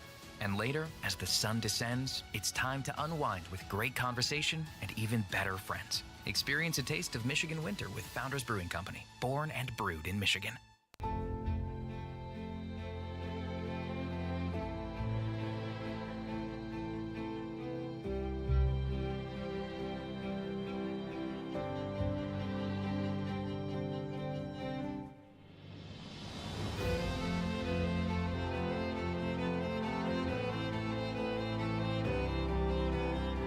Situated on the corner of Lincoln Boulevard and 5th Street, this iconic building has been the home to several hotels over the decades, the most famous and longest running of which was the Lincoln Inn. Having undergone several renovations and architectural changes, this building is the current home of Old Town Pizza, which boasts not one but 2 floors for your dining enjoyment, including open-air seating on the roof. Stop in for a slice today, or stop by the Lincoln Museum to see the 300-pound cash register that used to adorn the front desk of the Lincoln Inn. For more great history, visit the Lincoln Area Archives Museum and, by appointment only, take their free walking tour of historic downtown Lincoln. Top of the 7th inning, our new pitcher is Mr. Logan Bell out of Lisbon, Ohio, and Bowling Green State University, making his 5th appearance, 3 2/3 innings, 4 hits, 2 runs. He is 0-1 on the season with a 4.91 earned run average, and he will take on, I believe, Grant Munoz, the new first baseman, then Evan Gentile and Sammy Rivas, the second baseman. So 7, 8, and 9 for the Kings here in the top of the 7th inning as the Potters try to close this one down to make room for fireworks coming up right after the game. We'll have a short Potters postgame right after the final out is recorded. We won't even go away and have a little short Potters postgame, name our player of the game, and set you up for the rest of the weekend, and then get out of the way so the fireworks can take over and so Riley can go take down the cameras without being blown out of there by fireworks. He's got to be careful. I hope he gets some sort of, insurance waiver or something from the boss that you're going to be out there. There's going to be fireworks flying around. You're going to be up on the cherry picker trying to get the camera. It's going to be fantastic.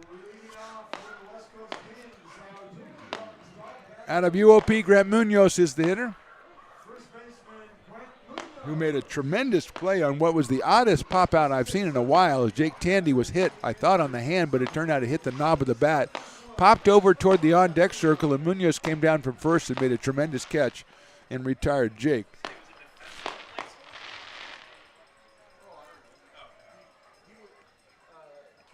First pitch is in there for a strike. Turns out the Athletic Edge beat the Broombackers. It was only 8-6, not 13-6. That's still a loss, though, but not quite the margin that I earlier reported because I can't hear that well, and that's what I thought Jason said. Swing and a miss. 0-2 on Munoz. He is the Dueling Dogs batter, and so far the Dueling Dogs batter has struck out twice. So if he strikes out 3 times, I believe the record is 4, but it might be 3. Because usually they're shut down in the 7th inning, but there was one time where it was extended because of fireworks, and I believe they struck out 4 times. But that was one of the great days of all time, so don't worry about that, Riley. Pops that one up. Right side going back is J.T. Walden and makes the catch. No, he doesn't make the catch. Is that Walden or Brown at first base? I don't want to misidentify. That is Walden.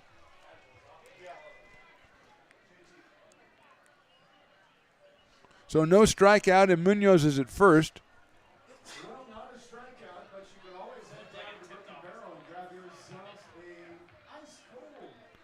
That'll bring up Evan Gentile, the catcher. Right here, of course, the Stella Rosa wine bar if you want to get a Dueling Dogs cider. Also on tap right here. Slight delay here, which we've had. It's kind of been the theme of the game.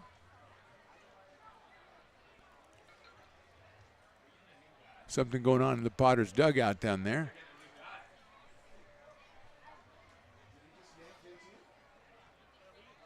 Oh, we got a new.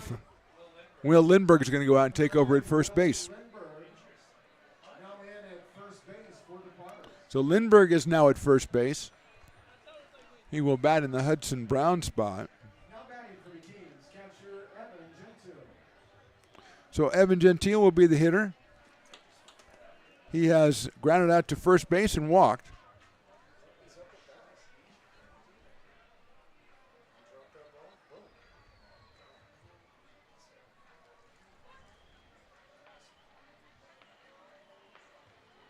High for a ball from Logan Bell. 1 ball and no strikes. Sammy Rivas, the second baseman, to follow. And then the top of the order for the Kings. They trail at 12-4.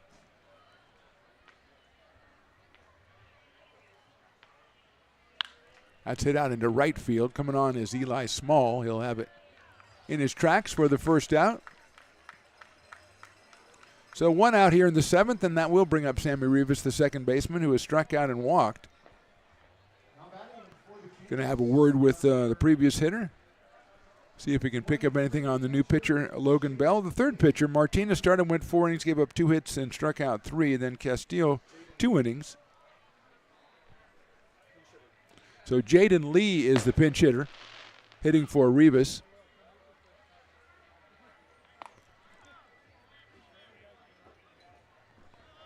Lee out of UC San Diego. So Rivas is done for the night, 0 for 1 with that walk.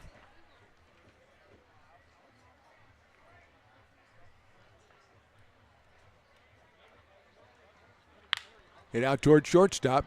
Gargett's going to flip it to second for 1, over to first, and Lindbergh scoops it up for the double play. 6-4-3 for the Potters. That's the way to get out of it. We go to the bottom of the 7th inning. Potter fans are stretching with an 8-run lead.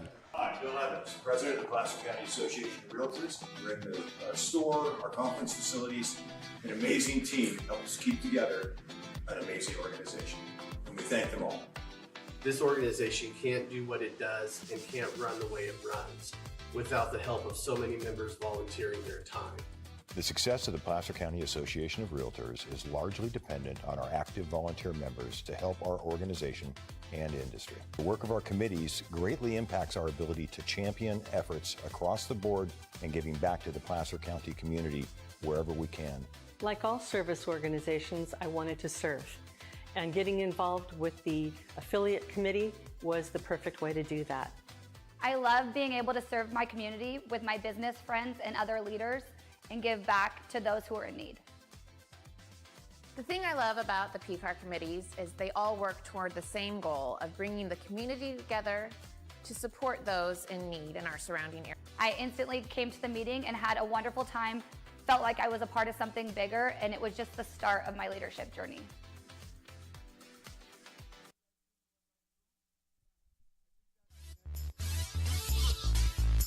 Bottom of the 7th inning, Keola Yim is back on the mound out of Jessup University for the West Coast Kings. He will face, let me see if I got this right, Andrew Sloan, then Cade Parker, and then Caius Gargett, who just started the 6-4-3 double play, and the fireworks display beyond the right field fence is getting going. As Yim delivers the final warm-up toss, the Potter fans were stretching, getting comfortable. And here comes Sloan, who singled and scored back in the 5th in his only appearance. He came in for Jake Harvey, who had a sacrifice fly and was 0 for 1.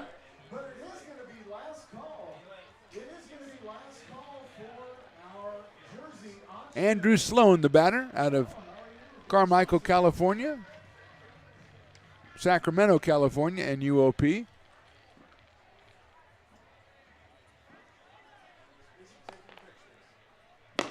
One ball and no strikes on Sloan.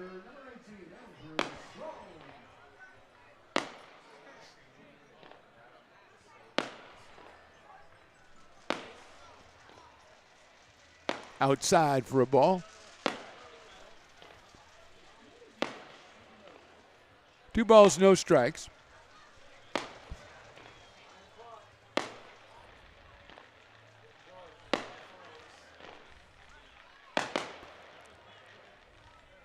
3 balls and no strikes. Had to be tough for poor Gilda Yim out there to try to concentrate with fireworks going off beyond the right field fence, and easily audible as Potter's warming someone up in their bullpen. Right out by the fireworks display. 3-0 pitch. Sloan hits it high up in the air to right field. Anton is in place. Now he's backing up on it. Moving over, and did he make the catch? Yes, I believe he did. For the first out, he's had some trouble on some fly balls out there, but that one, he retires Andrew Sloan for the first out, and Cade Parker will be the hitter. Cade popped up to first base back in the 5th inning. Nolan Thebe is the Potters pitcher warming up, number 99, which seems to suit him just perfectly. Wonder what color hair he has today. We'll find out. That's popped up. Infield, shortstop calling. Now it's the second baseman. Shortstop will take it. And that is Euler for the out. So 2 quick outs here in the bottom of the 7th for the Potters. And Caius Gargett will be the batter. But now the manager is out here, and he's going to make it looks like another pitching change. And so Gilda Yim is going to take off, and we'll have a new pitcher. We'll have his ID for you right after this. Potters on top in the 7th, 12-4. I'm Bill Spear, North Valley president of 5 Star Bank. In a time when business can feel so uncertain, we're here for you every step of the way. I know they have a lot of bells and whistles within their bank, but just the relationship piece here locally on the business side is huge for us. 5 Star treats us like we're number one. They're right there with suggestions, with help. So I have to bank with people that have our mission in mind. We're 5 Star Bank. How can we help you?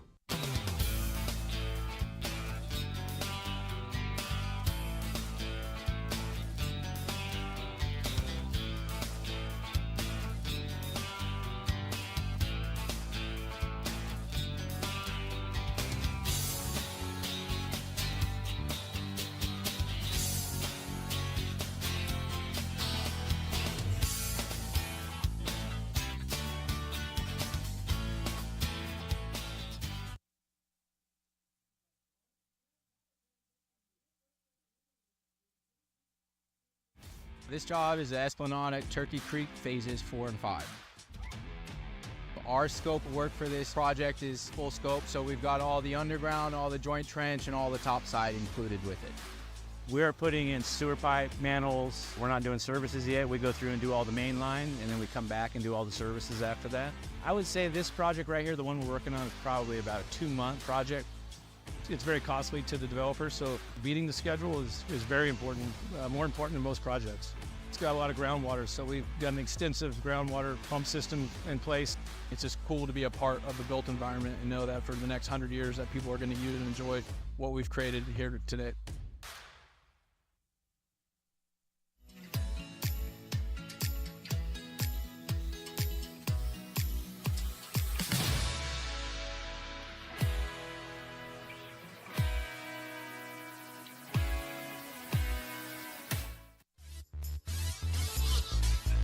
Gavin Smirdiak is the new pitcher out of Johns Hopkins University, making his 2nd appearance. 1 inning, 2 hits, 1 run, 3 strikeouts, no walks for Gavin. He will face Caius Gargett. That is hit him on the first pitch, so he will go down to first base. So Caius came in the 5th and got a walk, and now he has been hit by a pitch. So Micah Marquez coming up to the plate to bat for Freethy. JR was 1 for 2 and scored 3 runs while he was in there. So Micah Marquez out of St. Helena will be the hitter, a right-handed hitter. High and inside, 1-0. Peyton Brennan on deck.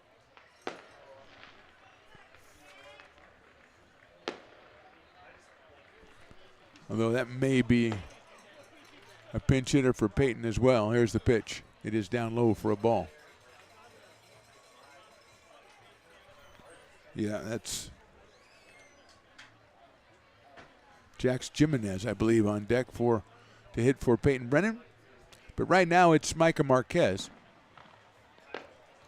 In the dirt, gets away. Going down to second is Gargett. 3 balls and no strikes now on Micah.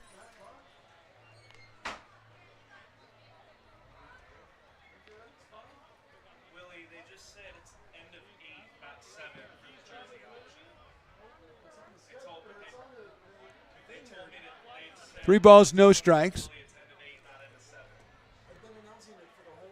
Ball 4. So 2 on, 2 out, and here is Jax Jimenez.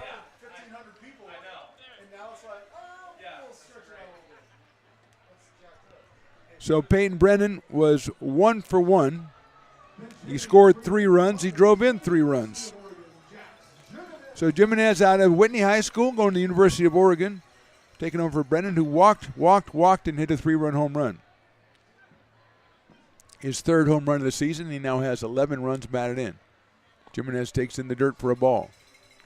So Semerniak hit at the first batter he faced on the first pitch. 4 balls in a row to Marquez, and now 1-0 on Jax. Eli Small to follow. All this after 2 were out here in the bottom of the 7th inning.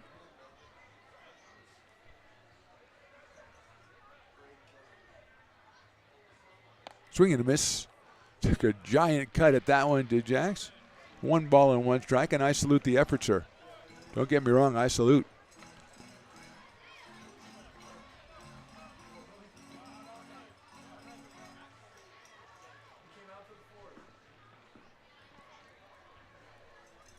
One pitch coming up. Outside, 2-1. Umpire squad has done a great job of covering up. The 3rd umpire was injured back in the 4th inning. And they've gone to a 2-man crew, and they've had control of this one all the way.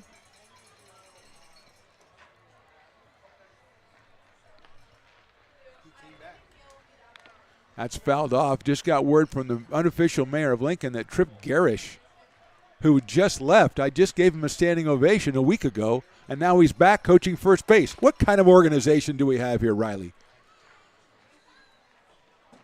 Well, I guess on the 4th of July it makes sense for him to come back from the Air Force Academy. Huh? When you tie all the string together, you get a pretty nice knot right there. I kind of like that now. 2-2. Fouled off by Jax. 2 balls and 2 strikes it remains.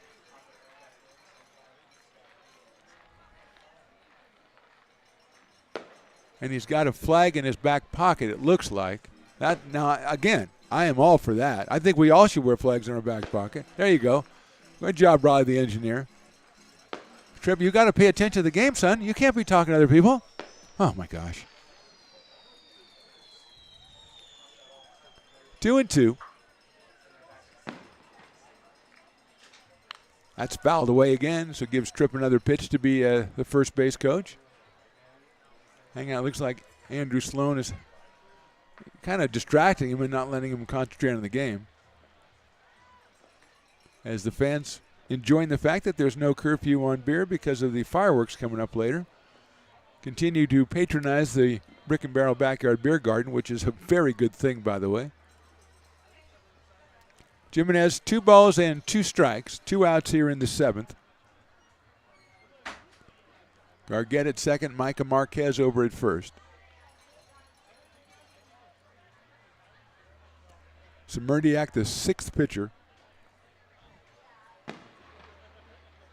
Popped up. Shortstop going back, that's Euler. He's circling around underneath it and makes the catch for the out. So Potters don't score here in the 7th. They leave 2. We go to the 8th. They are on top, 12-4.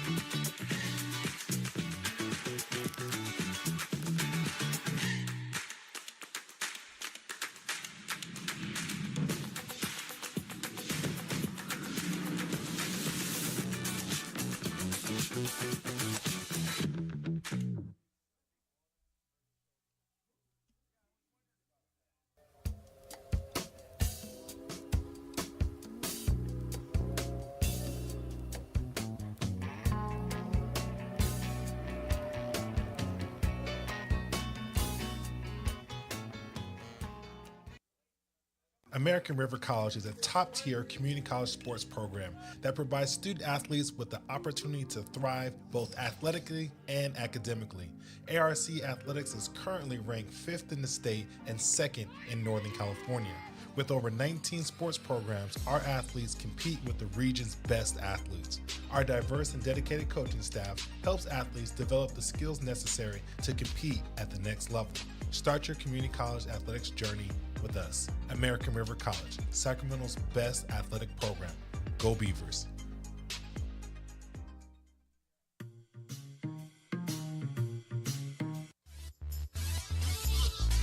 Top of the 8th inning.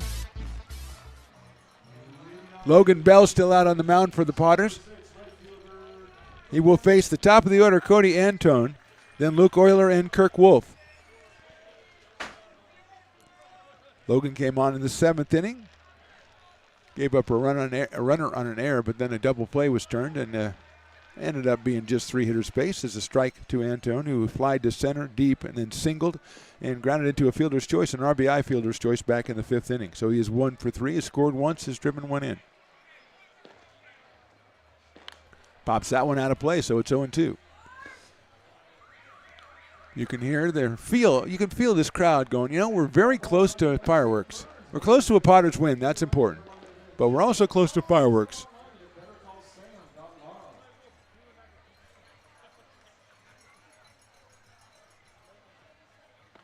That is on the outside corner, called strike 3. So one out here in the 8th, and that'll bring up Luke Euler, who has grounded to short.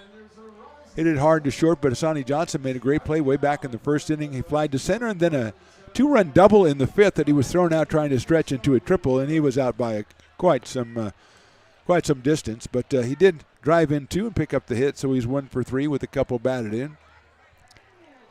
Hits that one right back up the middle. Dive by Gargett. He's got it. He gets up, throws to first. He got him at first base. What a play. Caius going to his left, diving, gets up immediately and guns it to first to get Euler, who's a left-handed hitter and got down there pretty quickly. And that is a gem of a play by Caius Gargett. So here's Kirk Wolf, who was flying to right, grounded to second, and flying to left. 375 on the season, but 0 for 3 in this one. Out of University of Arkansas in Monticello.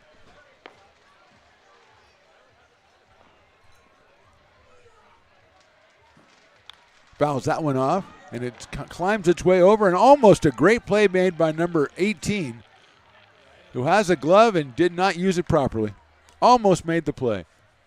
Of course, he probably didn't know the ball would climb over the screen like that and come down to him. So I give him a lot of slack on that. Breaking ball, it is too high. 1 ball and 1 strike.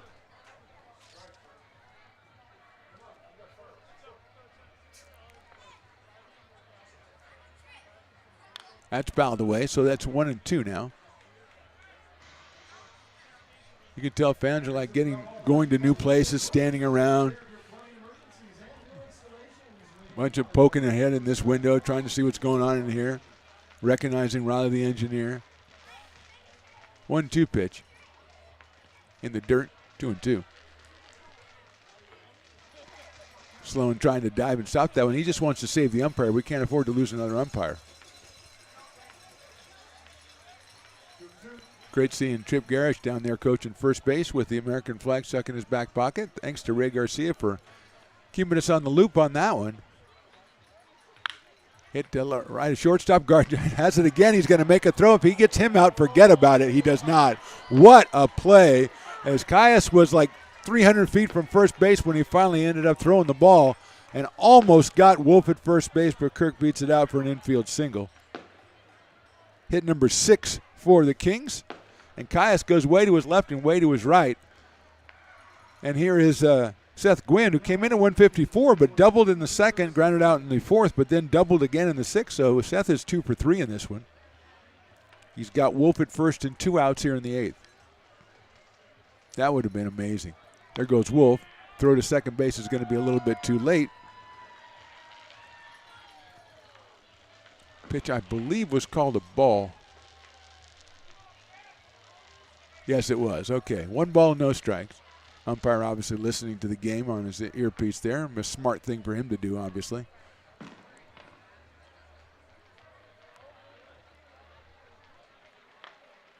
That's a strike, 1-1.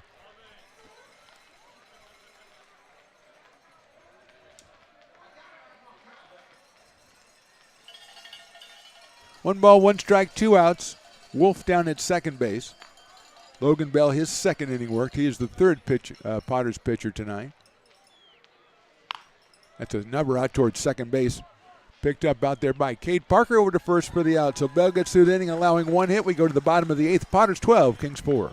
When it comes to your home's maintenance and repairs, Jeffers Resource Group has you covered. Our handyman services offer a comprehensive range of expertise, from minor carpentry to drywall, electrical and flooring for property managers, landlords, and renters alike. We ensure that every job is completed to the highest standards, so you can have peace of mind.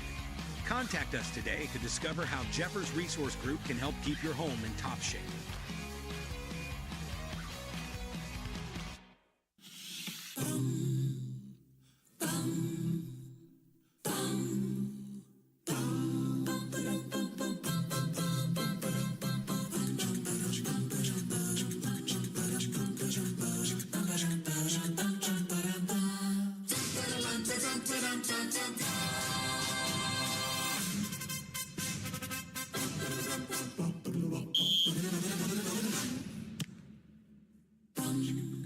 Hey, Potters fans, want to keep restoring and renovating historic McBean Stadium? Now you can become a member of Friends of McBean. Annual membership start at $50. Get a 4th of July Potters t-shirt and 4 Potters tickets. Become a member now at friendsofmcbean.org.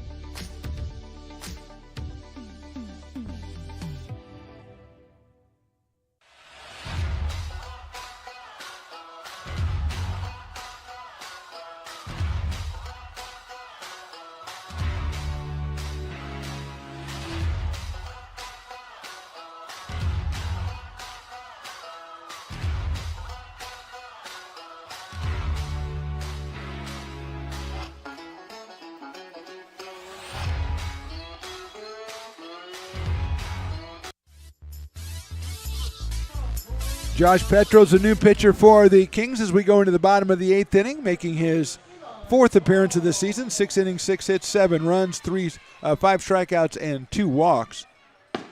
He is 0-1 on the season.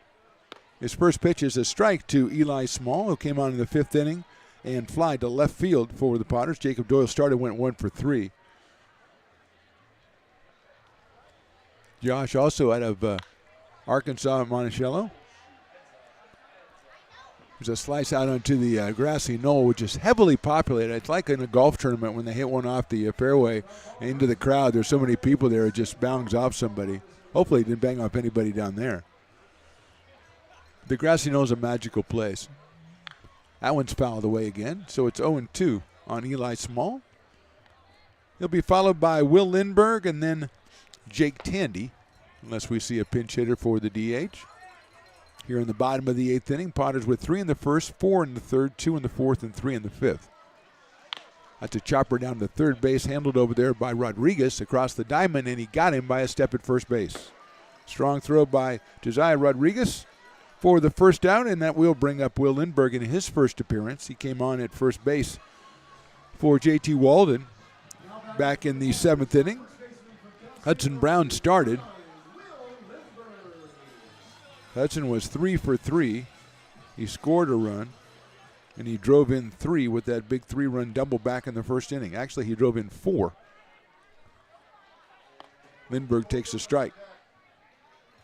So Cole Dillon will be the pinch hitter for Tandy.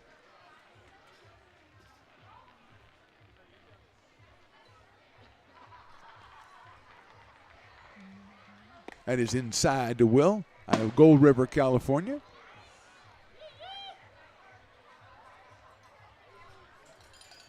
And Cal State Northridge, left-handed hitter.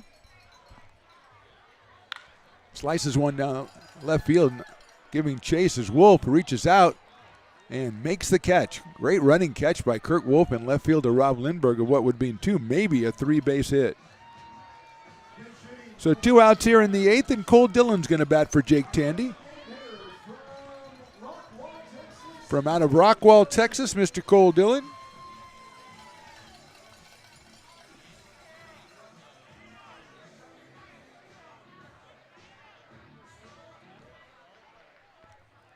Right-handed hitter against the right-hander, Josh Petro. His breaking ball is low, 1 ball and no strikes. Guess Brock Raggets isn't the only one with those shorts on either. Foul ball. See a couple other outfits over there, Riley the engineer. And I'm no clothes maven, but sometimes you take a look. Did you look in the mirror before you left? Did you? I don't know. That one guy kind of carries it off pretty good, though. Brock isn't that guy, though, is what I'm saying. High fastball, 2-1. 84 from Petrel.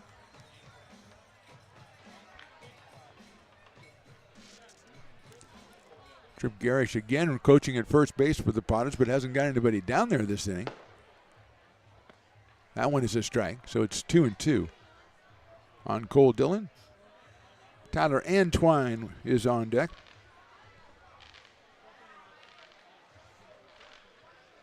Two balls, 2 strikes to Cole Dillon. That is down low, 3-2.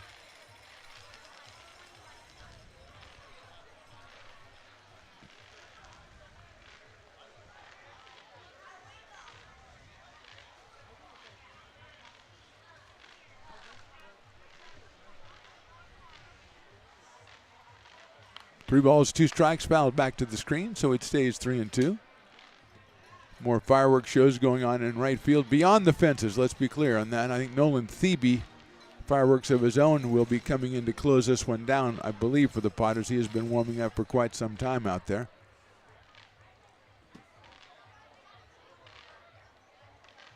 Ball 4. So Dillon's at first base with 2 outs, and here's Tyler Antwine. Hit into a double play, his only appearance back in the 6th inning. Out of Fresno State, or headed to Fresno State, Mr. Tyler Antwine. 3 RBIs for the Potters this summer.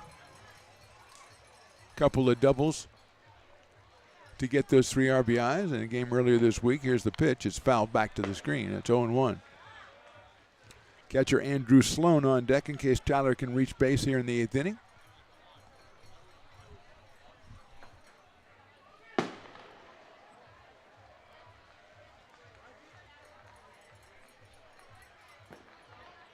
Swing and a miss, 0-2 quickly. Radke started, then Morgan, Brown, Maldonado, Yim, Semerdiak, and now Petro.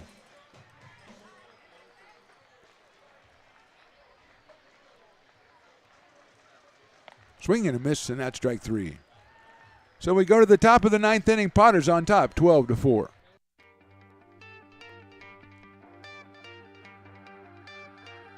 Gooseport Public House. We have sports on 10 big screen TVs, 23 beer taps with classics and crafts, a full bar with creative craft mixed drinks, live music, and most importantly, great fresh food. In downtown Roseville off Vernon Street. Only 15 minutes from the ballpark. See ya at Gooseport.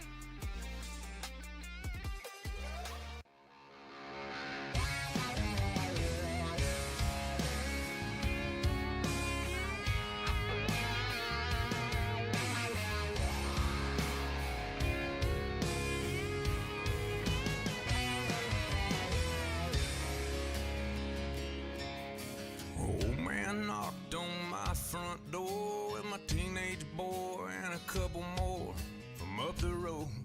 He had him by the collar, said he caught him.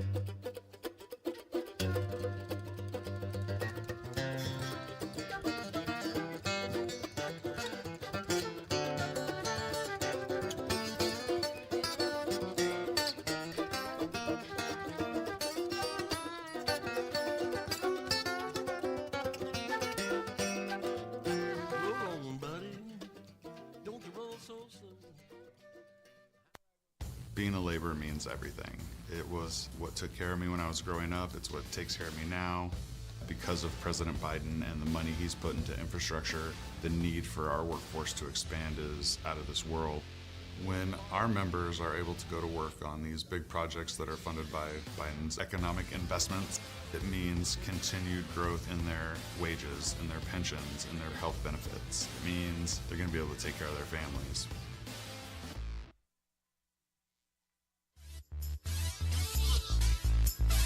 Top of the ninth inning, Potters lead this one 12-4, eager for 3 more outs. Everybody eager for some fireworks, as the Potters will bring on Nolan Thebe to close this one out. It's his 5th appearance, 3 2/3 innings, 2 hits, 2 runs, 1 of them earned, 6 strikeouts and 5 walks.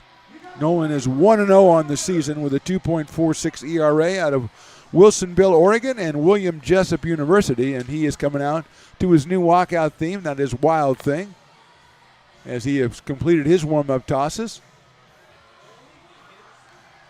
And it'll be Josiah Rodriguez and Asa Martinez and Grant Munoz, the first 3 hitters for the West Coast Kings. You got behind 3-0 in the first inning and then 7-0. Never could really catch up. It turned into 9-0 for the Potters, and before the Kings put 3 on the board in the 5th, then the Potters came back with 3 more in the bottom of the inning on a Peyton Brennan 3-run home run and made it 12-3, and now it is 12-4. Fastball is high, and Rodriguez has grounded to short twice and to third once. He does have an RBI back in the 6th inning.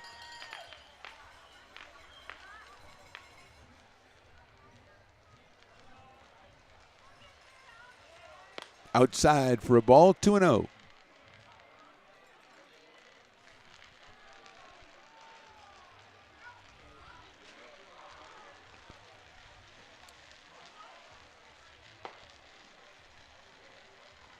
From the stretch, Nolan Thebe catches the outside corner with that. Strike at 89.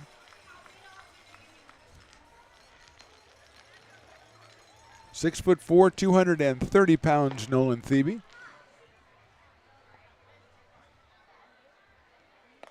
That one is a little too low, so it's 3-1.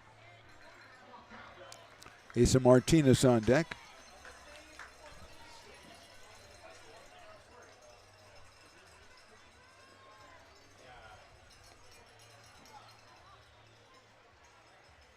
Outside corner, call strike 2.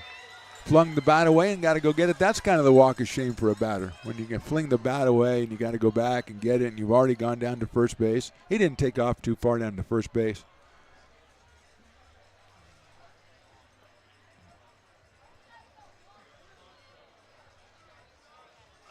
Swing and a miss at 89. So Thebe comes back, gets the strikeout, and that'll bring up Asa Martinez.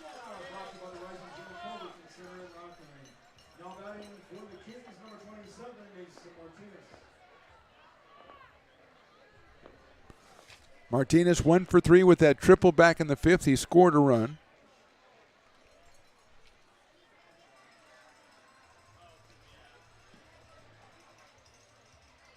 Fastball catches the corner for a strike.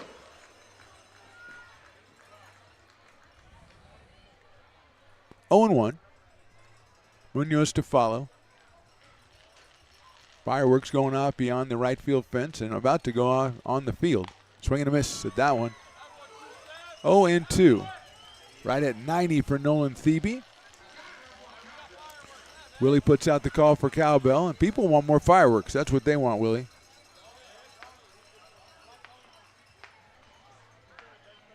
Oh, 2 pitch on the way. Swing and a miss. He got him on strikes 2 in a row for Nolan Thebe. Going for the Thebe turkey here if he can get 3 in a row. He's got Grant Munoz, though, who came on in the 6th inning. Reached on an error, so he is 0 for 1. This is the dueling dogs batter. Since there's no curfew, Willie says, nah, I mean, come on. You've had 3 chances to get a straight. You know, come on. He's a fair play guy, you know. Swing and a miss. He needs 9 strikes in the inning. He's got 7 of them.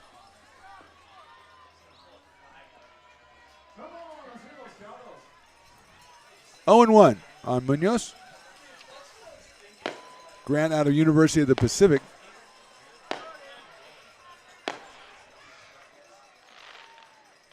Swing and a miss at a ball that was clearly outside, 0-2. So going for the Thebe Turkey here. 3 strikeouts in a row to end this one. The Potters team is way out in front of their dugout getting ready for that one. Riley, the engineer, zooming in on that one. The guy in the pink shirt behind home plate is happy. Everybody's happy. The flags are waving. Thebe gets set. 0-2 pitch on the way. Line drive, base hit, center field. So give Munoz some credit. He hung in there. The crowd was against him. He reaches out and bangs a single up the middle. 7th hit of the day for the West Coast Kings, and they'll bring up Evan Gentile. He was grounded out, walked, and flied to right. So the Thebe Turkey was within our reach, and we couldn't get it. 8/9 of the way to the Thebe Turkey, and it was taken away from us. So now we'll just have to go with Gentile. Check swing, he did not go, I don't think, so it'll be high for a ball 1-0.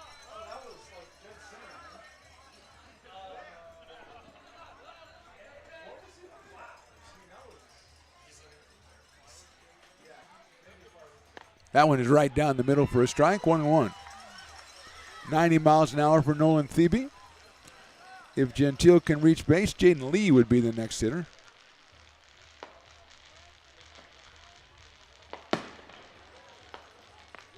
Outside corner with the off-speed pitch, 1-2. So now we're a strike away again here. This time it's Evan Gentile, the hitter. Evan, I think, out of UC Davis. Yes, he is. 1-2 pitch coming up. Swung on and missed, and that's your ball game. He got the turkey, although he did give up a single. No runs on 1 hit. Your final score, Potters 12 and the Kings 4. Your Potters postgame brought to you by the Friends of McBean.